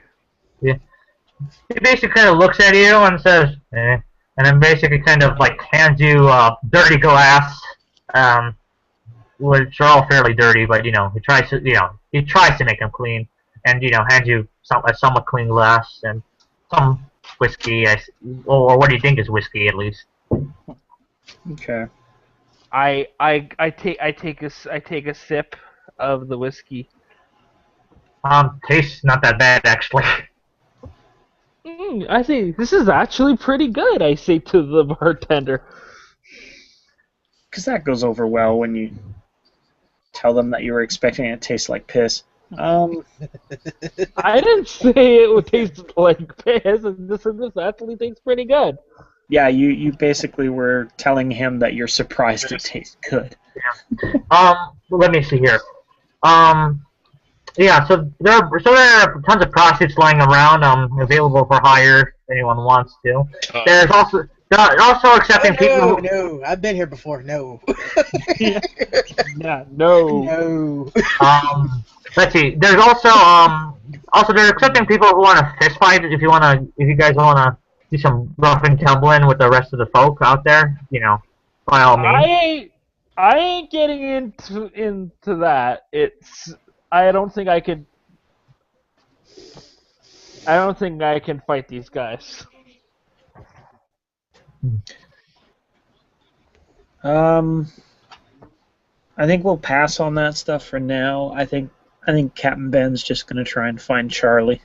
All right. If he's readily available, or if I have to go to the bartender to ask. From what you gather, it would probably be a good idea to get the bartender and get him to let Charlie know you're here.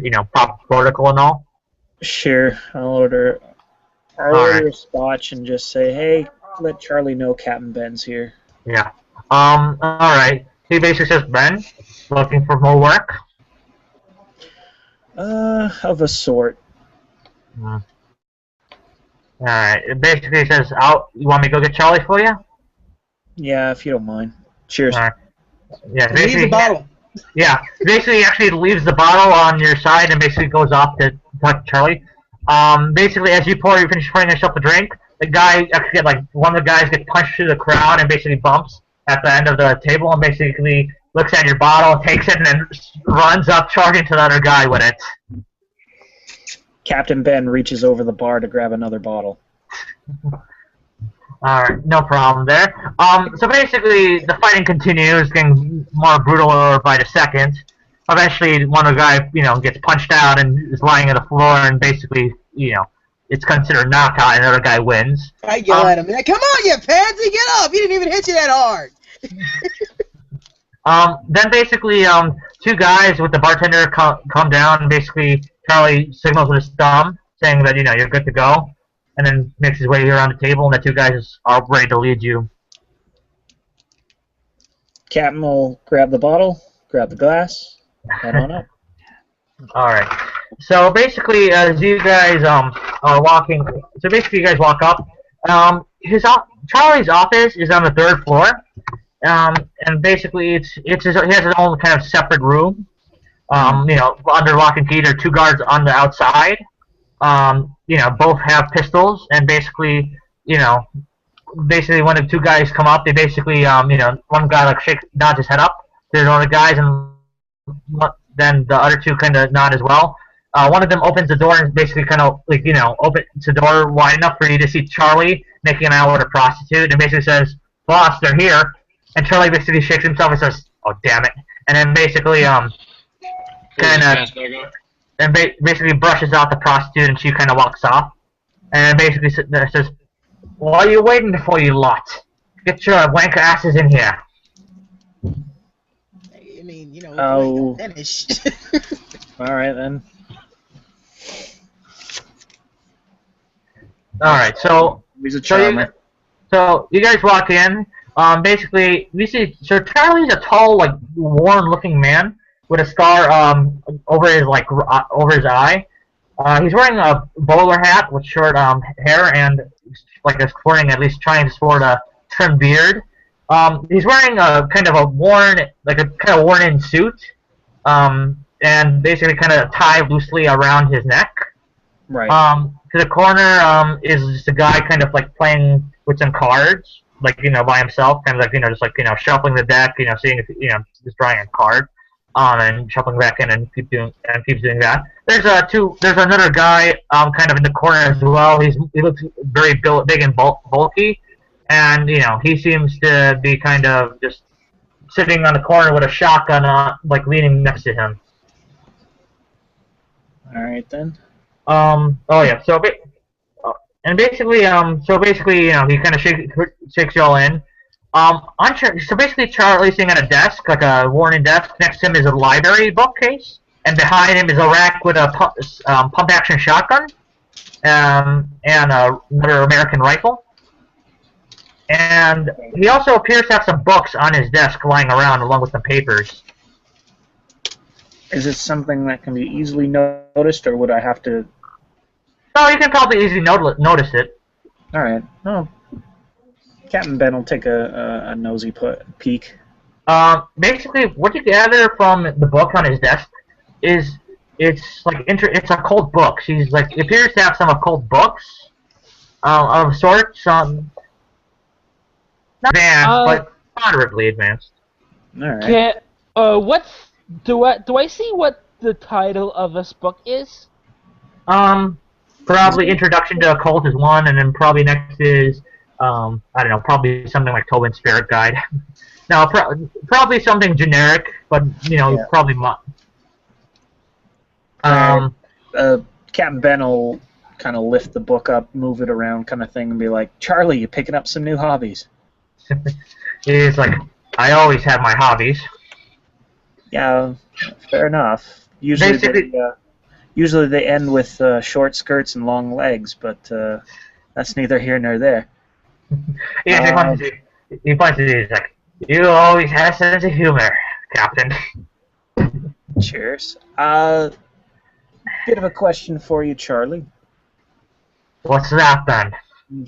I'm sort of going around the table here as opposed to actually talking to Charlie for a second. I'm assuming you guys are cool with me just letting him know about the letter? I mean, it sounds like we could basically offer our services to him, because he's got a problem. Yeah, that's what I'm going for. I just want to sort of retcon this a little bit before I just tip our hat. I just want to make sure that we're all on the same page. Yeah, I'm okay for you doing whatever you want to do. I'm okay for doing whatever you need to do. Tip away. Don't be saying that. We'll be offering you up as a man lady pretty soon. No. He doesn't need to know that yet. Yeah. Oh, wait. Never mind. For the greater good. So I'll pull out the letter and I'll show it to Charlie and said, "Charlie, looks like you got a bit of a problem." He basically kind of looks at the letter and says, "Where'd you get this?" Off a 5-foot court road with a big gaping hole in his chest. He basically kind of slips down like entire glass and basically pours himself in one. Ugh, Christ. Ugh. It's a bit on the crispy side. So what appears to be the problem, Charlie? Captain sits down in a chair, puts his boots up onto the table. Problems? Problems are bad for business. That's why I don't say I have problems. Right, Charlie, but you know who you're talking to, the captain. We always know we got problems. You just know that Captain solves problems. That doesn't make me to Neil, right? Yeah, basically he kind of stops. He's like, "Right, man of honor in a den of thieves, because you're so like that." Well, if that's the case, Charlie, I did want to come here and offer our unique talents and services. But if you don't want us to help, we can be on our way. Basically, he sighs and says, basically he kind of looks to the side, and basically says, "You know what's been going around here on the East End?" What's that, Charlie? Of course you don't. Listen, we had the Ripper a few years back, see? Now, I lost my sister to him. But now we got ourselves a new boogeyman. Holy wank. I avoid trying to make any comments about his sister being a whore. Now, Kelly Ripa. Nice one, Tim.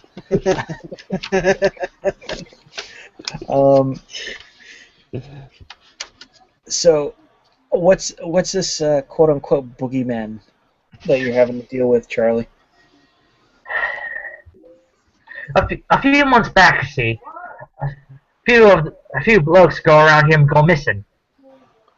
Later wound up, with limbs torn off, sometimes heads, sometimes arms, sometimes all of them, and some of the stuff inside them. See, blood all drained, and we find them lying in the alleys.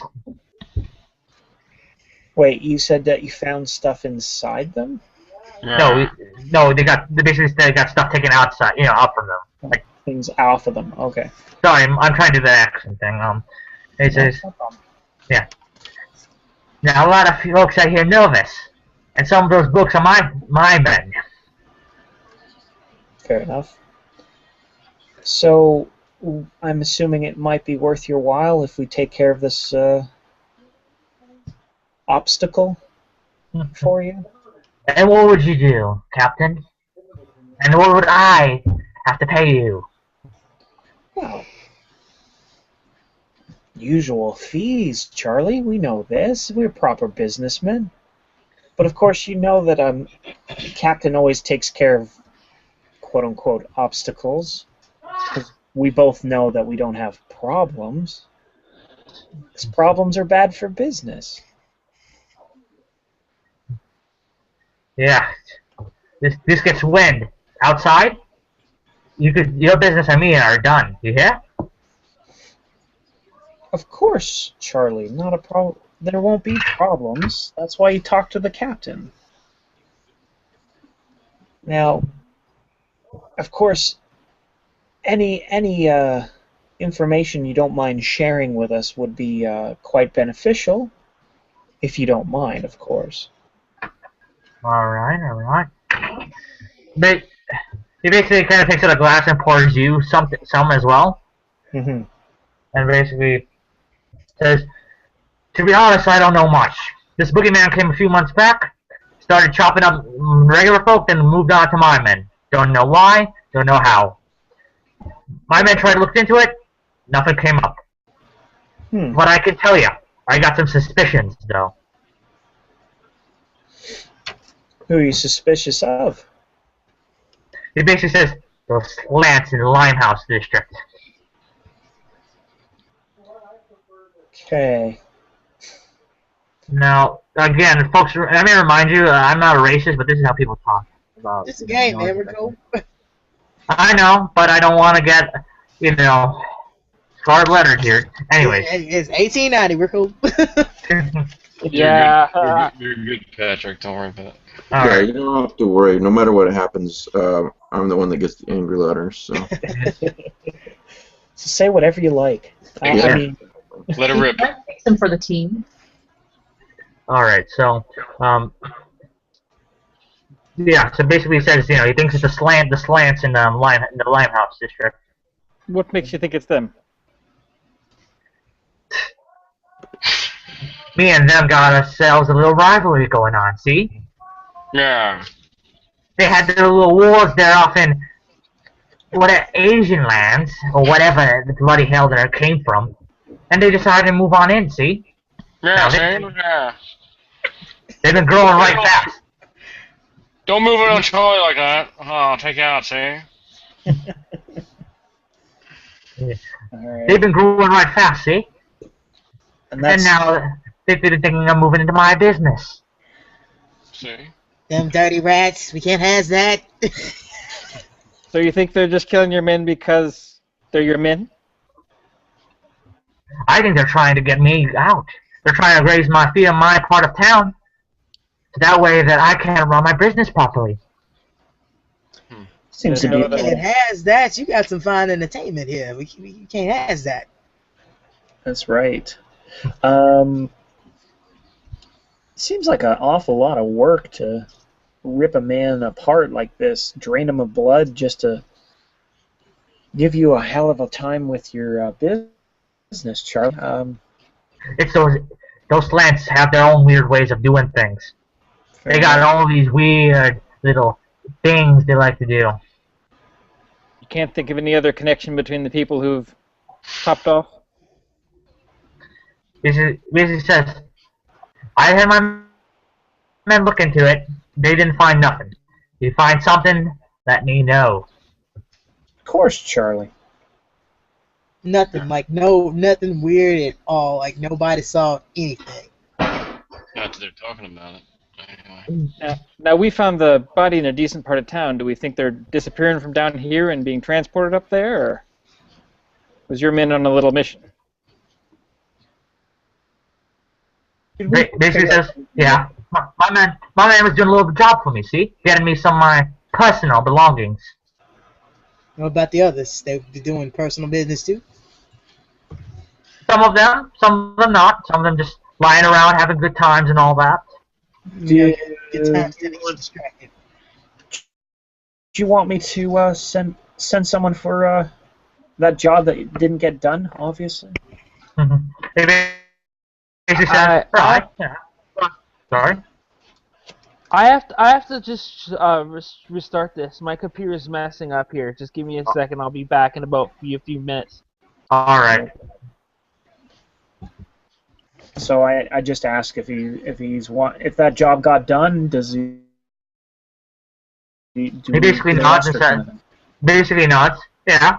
I'll give you I'll double the pay of what my normal men usually get to do a job like that. Sound fair? No. I just have good faith, if you want to call it that. Kennedy. Sir. Looks like we got a job for you. I was just saying the same thing. Excellent. He basically kind of takes out a piece of paper and takes out a pencil and basically kind of starts writing. He kind of pauses at some points, kind of thinking of like what to write next, but then kind of gets back to it and basically hands you a letter, kind of pretty much similar to what you basically found on Matthew, except maybe altered to read, to indicate you as the guy who's going to receive the package. Fair enough. Package. Or groceries, or whatever you want to call it. Moist package. And where is your grocery store?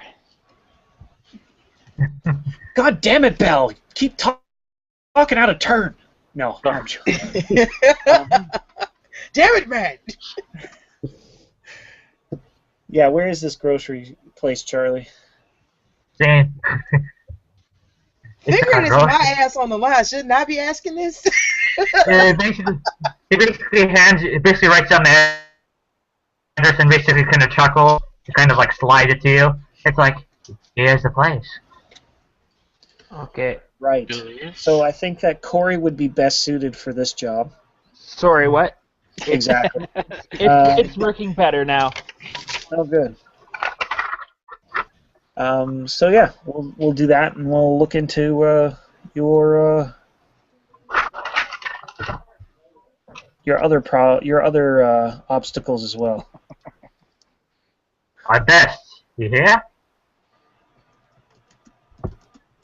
So yeah, are you guys done with talking with Charlie, or is there anything else you want to ask him? Anyone else have any ideas? Yeah, ask him, are you done with that bottle? He's like, Did we ever get a price for this? what?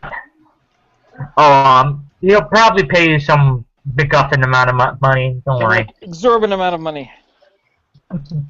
All I ask is for my needs to be met when I'm in this part of town from now on. If I had my guffin amount, I could retire. All right. Yeah. So is there anything else you want to ask Charlie? I seriously asked him that. You done with that bottle? Yeah. Basically says there's a thing called a bar. It's on the first floor, mate. I know. It's a little inconvenient. You'll stop by there on the way out to do your job. So you done with that bottle? I raise my hand to stay, Kennedy, and I go, Charlie, now's not the time to be stingy. It basically says, right. This is the wheels. Basically kind of slides the bottle and says, fine, help yourself. You're so keen on feeding on my scraps, then. Cheers. Just tilt the bottle up. All right, let's go. All right. Thank you, Charlie. We'll be in touch. I'd best be here for you as soon as possible, yeah? And then basically the guys lead you out, and they lead you out, and they close the door behind you, and yeah, basically, yeah, you're led down safely to the bottom of the bar. They're getting a new contender up for one of their fights, And yeah, Do I see the one that took the first bottle? Yeah. I finish off that bottle and throw it at him, and then we leave. There you go. Hand it to him. Yeah. Like, here you go, buddy. You might need this. So I would tend to think that Kennedy would probably go and get this package along with maybe like Thaddeus and Rudy. sure. Maybe even I'm sorry. I Corey. c- No, you're I can. Yeah, it's Fred. It's Frederick. I can go help you get the package. Yeah, you can.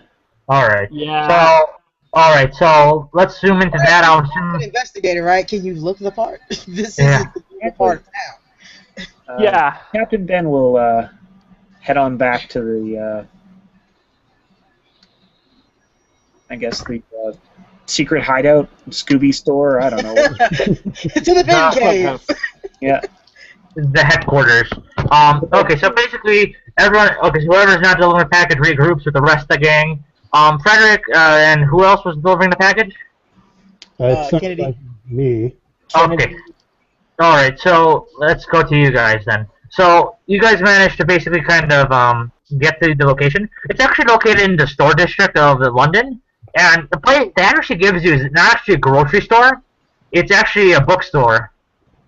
I never had any Not thought that it surprised. was a grocery store. Interesting. It's called Percy Kites, and basically there's Percy Kite books.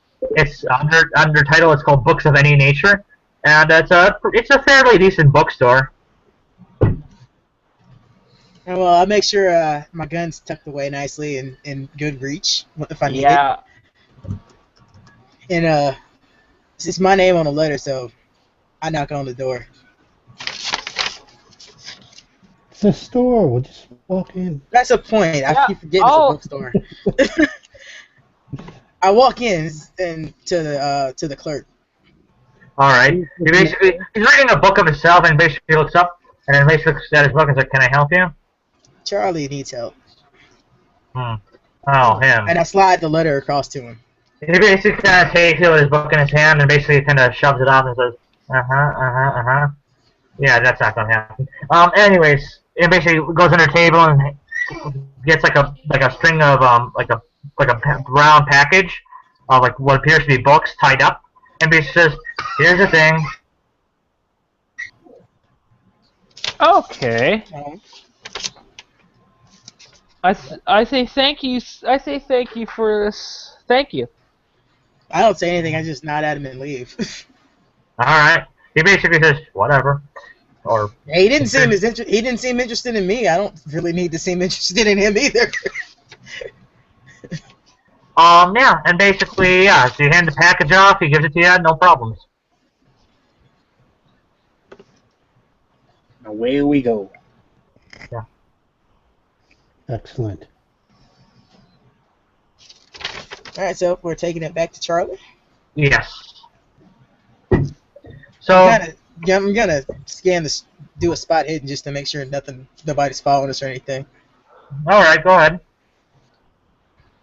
Yeah, I might as well do it too. And my next stream is actually working right now, so. Good. Anybody else curious to what's in the package? Yeah, I spot if there's anything. Inside the I don't- package. I'm Or- not going to be Does curious. this package look like it's terribly difficult to open? Not necessarily. Would it be noticed if we opened it and then closed it again? If you, yeah, I suppose you could do that easily. I'm merely saying this out into the ether. Oh, I'm You know what? considering You know what? Oh, I examined the package. Yeah, you do. It just If it was- yeah. If it What accidentally package? fell open. if Garfield would let me, I'll actually open up the package. Well, Garfield's not opposed to opening the package itself. it's his nuts on the line, if you think about it. Number one, it's books. So just kind You know of what? look. Do I see somewhere out of the way that I can open this? Where Yeah. nobody would see us. Yeah. No problem. You can do we- do that. Wax seal or Do anything. we have a No. do you have a carriage, or did we walk on Or did we walk here? I think John dies. It's up to you. I was to assume that you drove the captain back, and you two just took a cab after you guys got up the East End. Well, this is a suggestion. When we get into the cab, we should open up the package. I don't want I to hand it to him. By all means, go ahead and open it up. Sorry, Matthew, we can't hear you that well. Really? Okay. Sorry, I can hear you pretty good.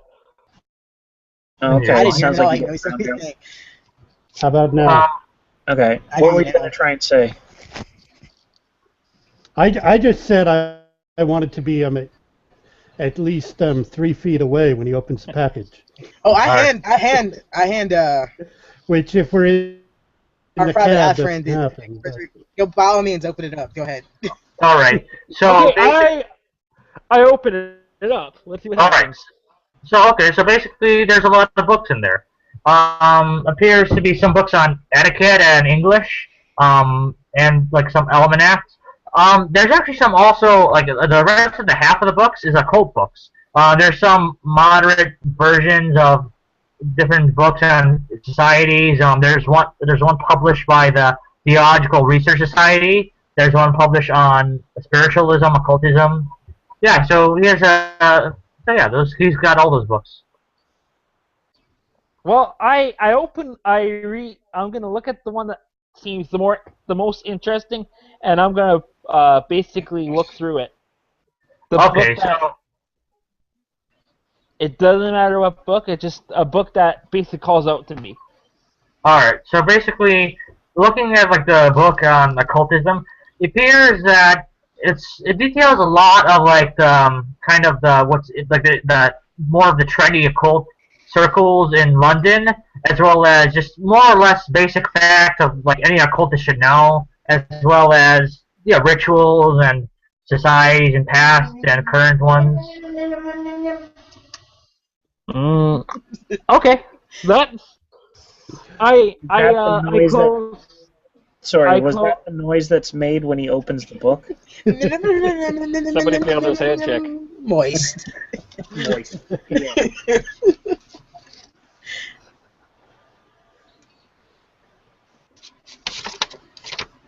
So I'm assuming nothing spectacular happens with him opening the book. No, not at all. Well, I try to best of my knowledge, try and close the package. Yeah, no, you can probably do that just as easily. That's what she said.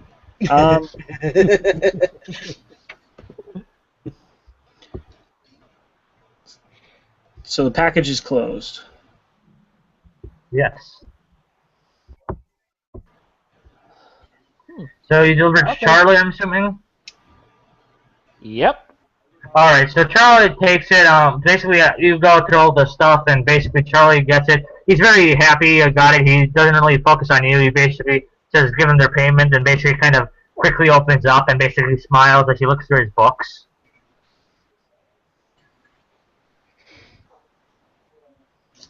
All right then. Take care, Charlie. If anything else comes up, let us know. He doesn't say anything, and just the guy just looks you out. I was not expecting him to say a word.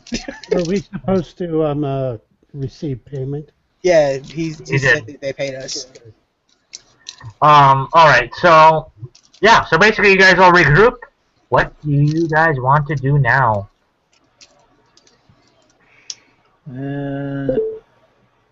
That's gonna be a pain. I have no idea. Yeah, I'm a little lost as well. Yeah, going to get the package is pretty much the only idea I had. It's like maybe something with the package was why they got attacked. Yeah. I'm a little curious about the civilians who were killed in the same way. Why would they be killed if people were going after Charlie? Well, they were killed first, and then they went after Charlie's guys. But why? No, exactly. Like, it's not the other way around, where it's like they were starting to attack Charlie, and now they're going after people willy-nilly.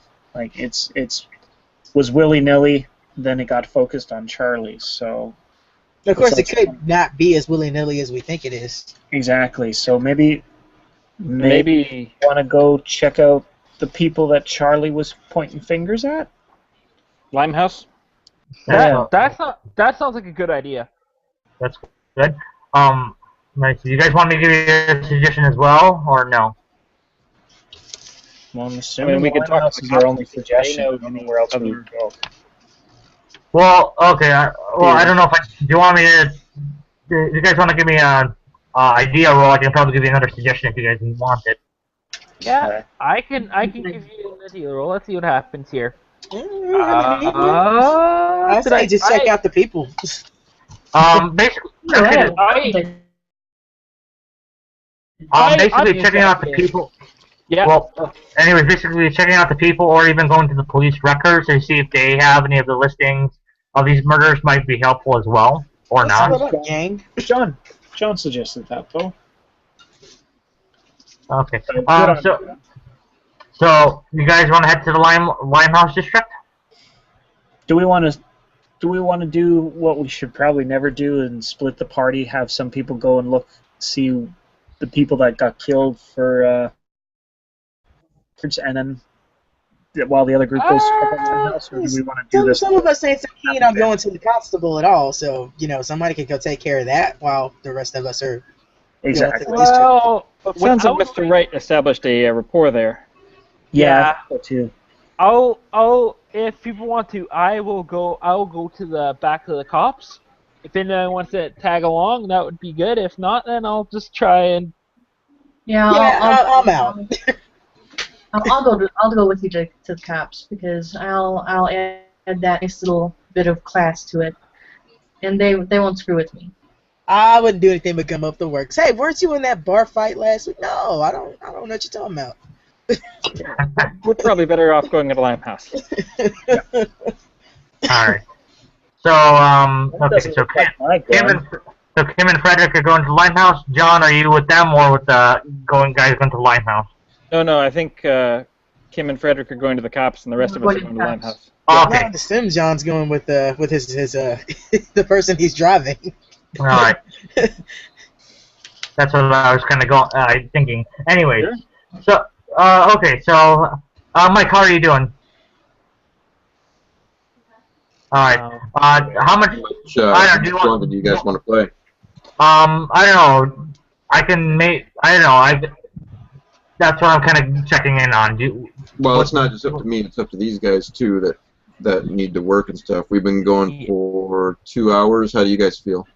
I'm fine. It's up to you guys. I'm good. I have to work in the morning, but I could go another half hour if we need it. But if not, then. Does everybody want to go 30 more minutes, or what do you guys want to do? Let's about 30 minutes, give or take. Okay. That sounds good. Let's do that then. All right. So basically, Now, I do understand. Like Vince just had to go. If somebody needs to cut out because of work or something, yeah. Go ahead. All right. Actually, I might as well get going. I will see you guys in 2 weeks then. All right. We're gonna redshirt you. Yeah. Well, I'm wearing a red shirt, so. Right. All right. Have a good.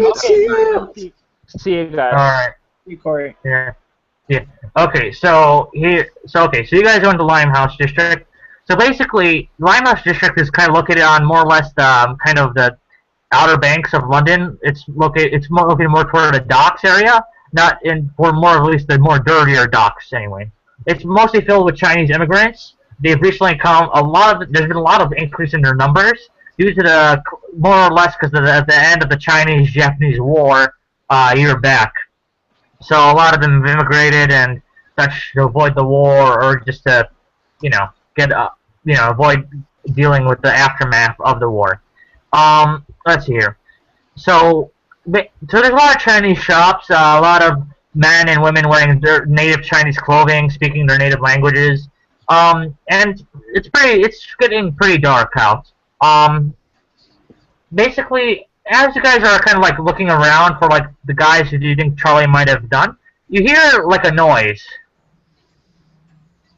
you hear like maybe something like a kind of like the rumbling of a trash can or something, and then basically you hear like some guy yelling in Chinese, and yeah, what do you guys do?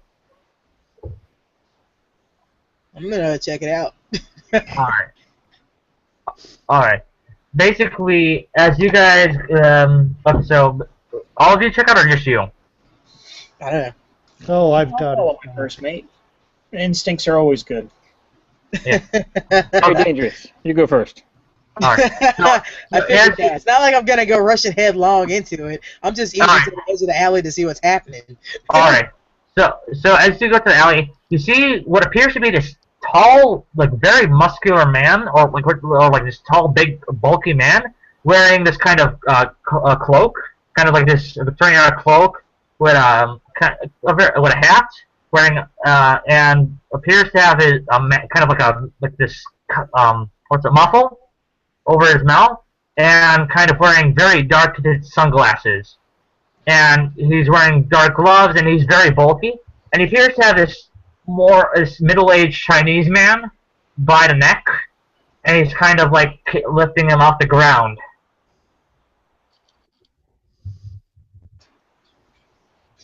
Oi, what you doing over there?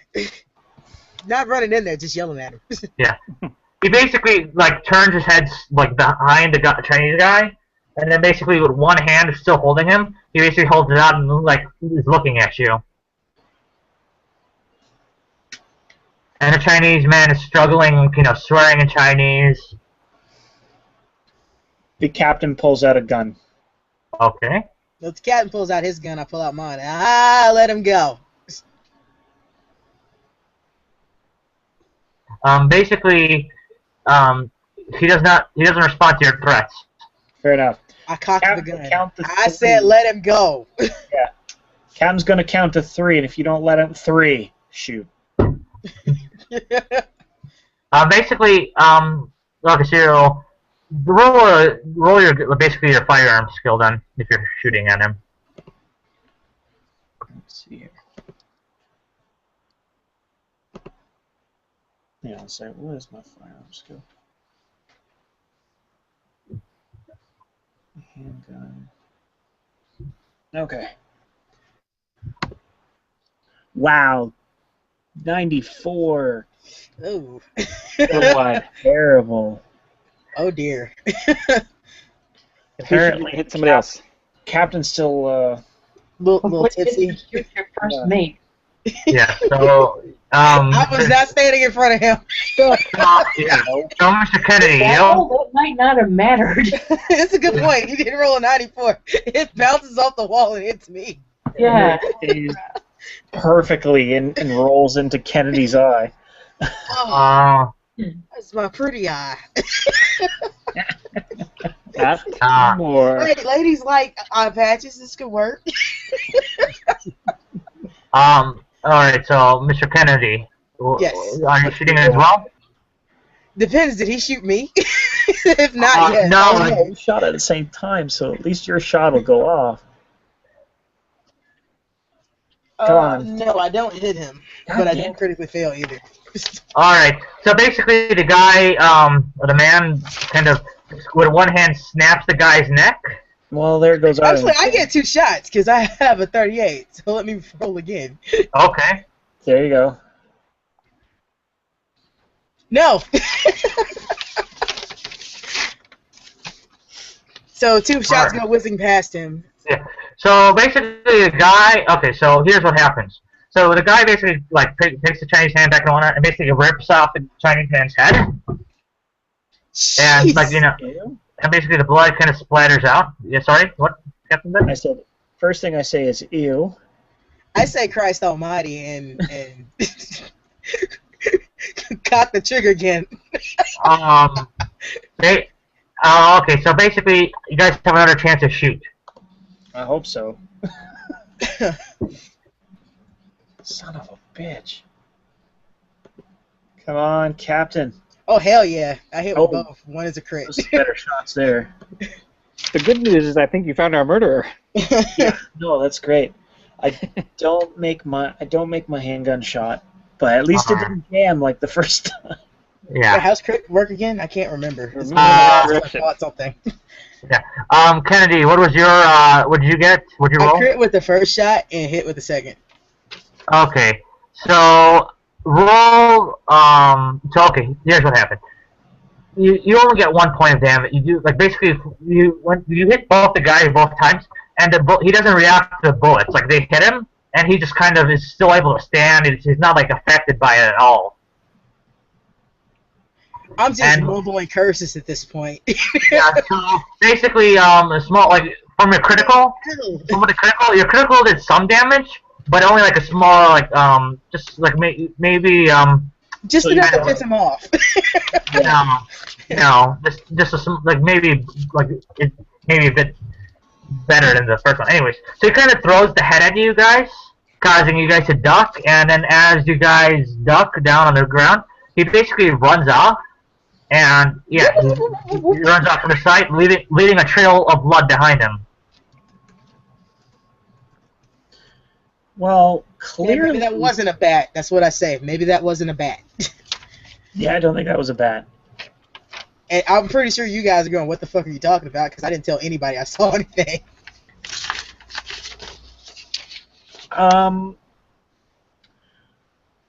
Does anyone carry holy water or fire on their person? Flamethrowers? Because if we don't, I don't really want to chase this goddamn thing. Cap, were you friends with a priest? No. I knew a priest's daughter at one point. That's not going to do us any good, because I'm pretty sure that priest wouldn't help us. No. The people that I am a groundskeeper for just happen to be the church. What a stroke of luck! You are the Lord's gardener. The Lord's gardener. You can come in handy here. What do you bring to the table here, Rudy? Hey guys, I'm gonna get a quick drink of water. Okay, be right back. Okay. Fair enough. We will make it while you walk away. I bring keys to the church. Did you kick ours for the Lord? To the church. That is awesome. No. Did you kick ours for the Lord? Come on. No, he does not, but he has keys. You should. I'm their janitor. I take care of the grounds, and in exchange, they let me sleep in a shed behind the church. And all the sacramental wine you can drink. Yes. Well, they also got me out of bed one day, so there's that. That's good. We have access to holy water and crosses. I proceed to go back to muttering curses under my breath and looking at the body. Yeah. Sanctuary! And reloading my gun. Yeah, I'm definitely reloading my gun. Take out your bullets and mark little crosses on them. Yeah. We're gonna anoint those bitches. Father, can you bless these bullets? We lost my who's with us right now? It's Kennedy, Rudy. Is Belle with us? No, I think it was determined that I was going to drive. Belle you were driving the Lady Amelia. Okay. So I'd say it's 3. I see what Rudy does. No, Fred was with me. The Chinese one. So you can say that Thaddeus is with you. Oh, that's right. We got Thaddeus. Thaddeus can check Go out get him. And I ain't scared to check him. I mean, the thing that killed him ran off and the head's over there, so it's not gonna get up. No, of course, but Kennedy, come on, man. Why get your hands dirty? The cops could show up Kennedy any minute. has quirks. Maybe he likes doing that. I don't know. Oh, fair enough. Have at it, Kennedy. But he's not gonna deny anybody else the joy of rummaging through a dead body. Exactly. He's not greedy. Well, that thing ran off. I say we check this guy. I said there's a trail of blood leading behind him. Yeah, we that's can follow him, but considering what you said about my bullets, I'm not going. Yeah, Then you might catch him. Exactly. He didn't seem all that thrilled that I shot him. I'm not sure I want to find him right now. I don't think offering him a pint's gonna fix what I did. Well, you didn't really piss him off. You just didn't really care. I don't know that. He threw a head at me. I don't know if he's mad or not. Yeah. Exactly. Let's put it like this: someone shoots at you, You throw a head at them, and you throw a head at them in response. You tend not to be buddies. I mean, where I'm from, that's anger. Could just be a cultural difference. It could be, but I'm not gonna tempt it. Good call, Bell. But I'm not there, so I'm safe. Yeah. It's okay. Kennedy wasn't following him anyway. No, exactly. I say so. Kennedy can check the body to see if there's any, like, at least ID or anything that we can figure out who this guy is that got killed. Because there's no way in hell we're gonna follow this thing. And considering how fresh he is, somebody might know something. Exactly. Mm-hmm. So I do that. I walk to the body. Well, it's only the head, so. But look, give me a spot. Well, he threw the body. He threw the head, but took I thought he dropped the body. So he No, he took the body with him. Oh, okay. Sorry. Well, that makes things quite difficult. I look around the street to see if anybody was out there besides us. Looking around, you see the trail of blood leading to like a sewer gate. So I'm not going down there, sir. I think I need bigger bullets. Do we have a cannon on the ship that we could roll down here, sir? Well, unfortunately, the cannon is fixed on the Rusty Peter.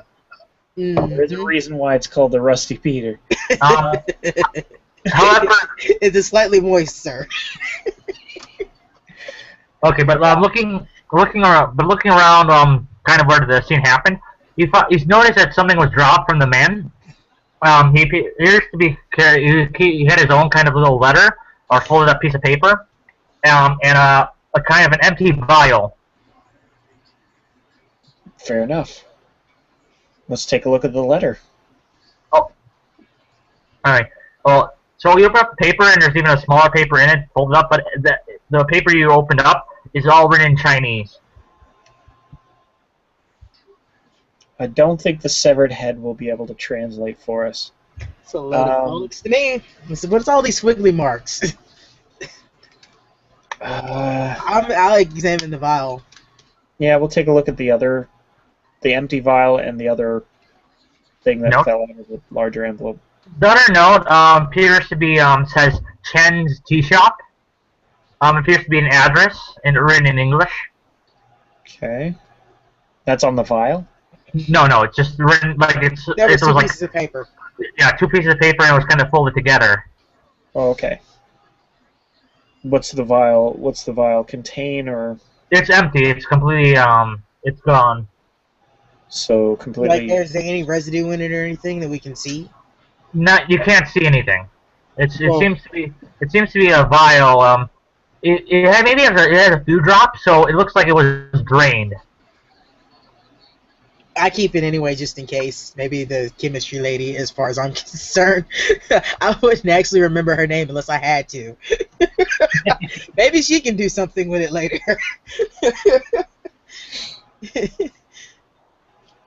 That crazy lady with her potions. When there's money involved, so yeah, I remember your name now. It's like, yeah, ma'am, miss, lady. Lady Amelia Lethbridge Stewart, dear. Hey, Kennedy's not very couth, unless he wants something. He would not be impolite in your presence, but when you're not around, he's like, yeah, that woman, sir. Oh, be honest, he's not going to say woman. It's true, he wouldn't. Do we check out this tea shop?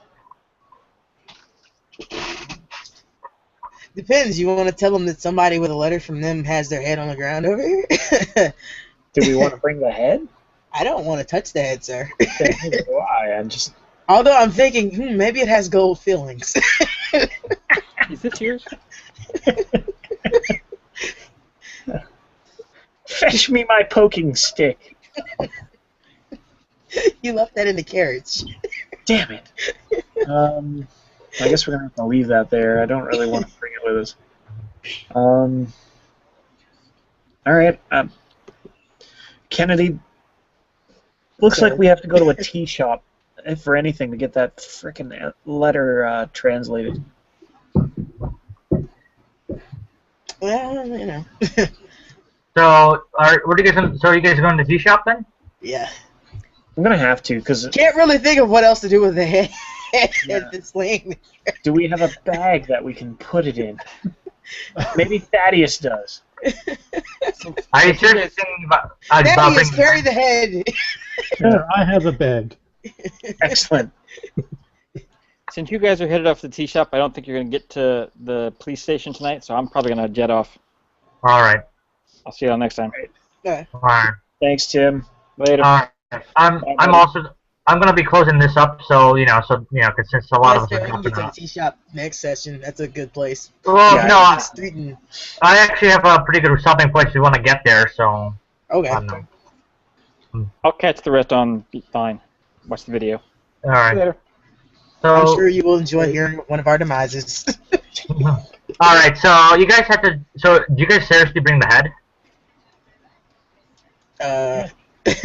Put it in a bag. I mean, I'm not going to argue if they want I was to. suggesting you get it some kind of drop cloth to put over it or something. Just keep it off to the side and don't hide it.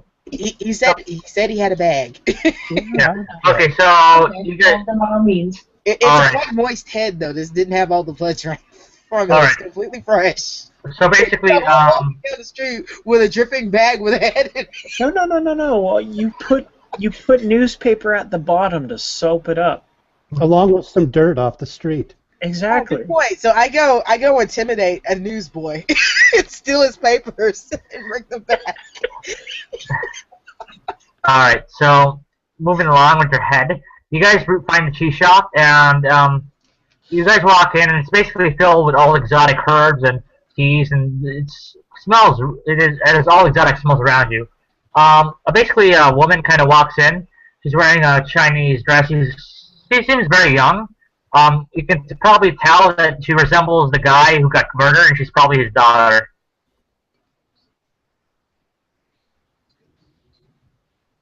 Should I go with that? And basically, she's like, "May I help you?" Ni hao ma. And basically, she responds, "You know Chinese?" I know enough to get me in trouble, dear. We found this.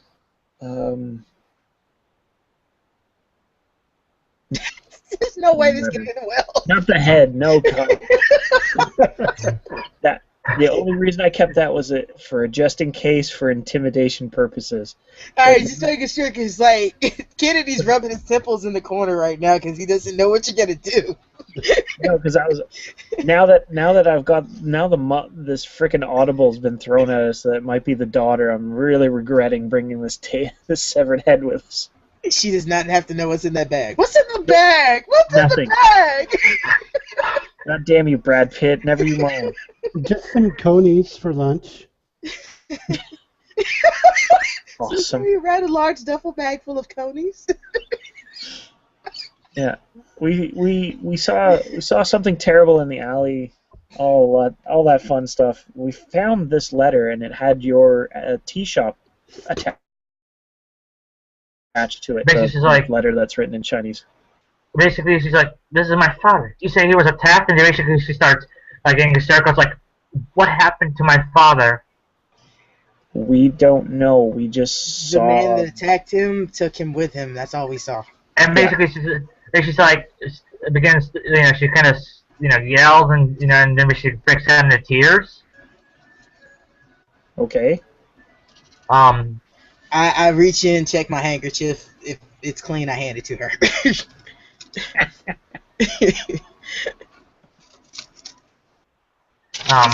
So she basically keeps crying on, kind of holding her handkerchief. Does anyone want to try to snap her out of it? Or no? With what? Alright.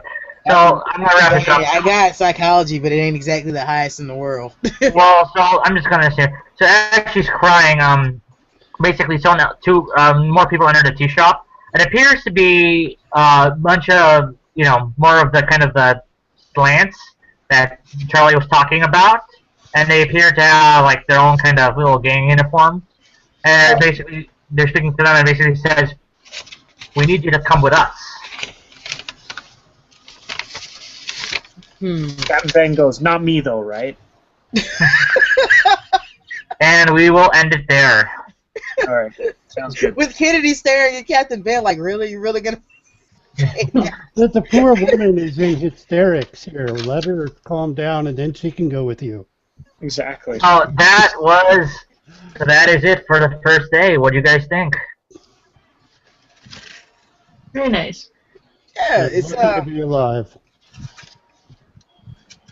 it's a little rough to get started into the scenario. Once we got started, the flow went pretty good. Yeah. Yeah, it's true about a lot of games, though. The beginning is Yeah. That's what you're looking for, right? Like you at the beginning, you're just like, "Whoa."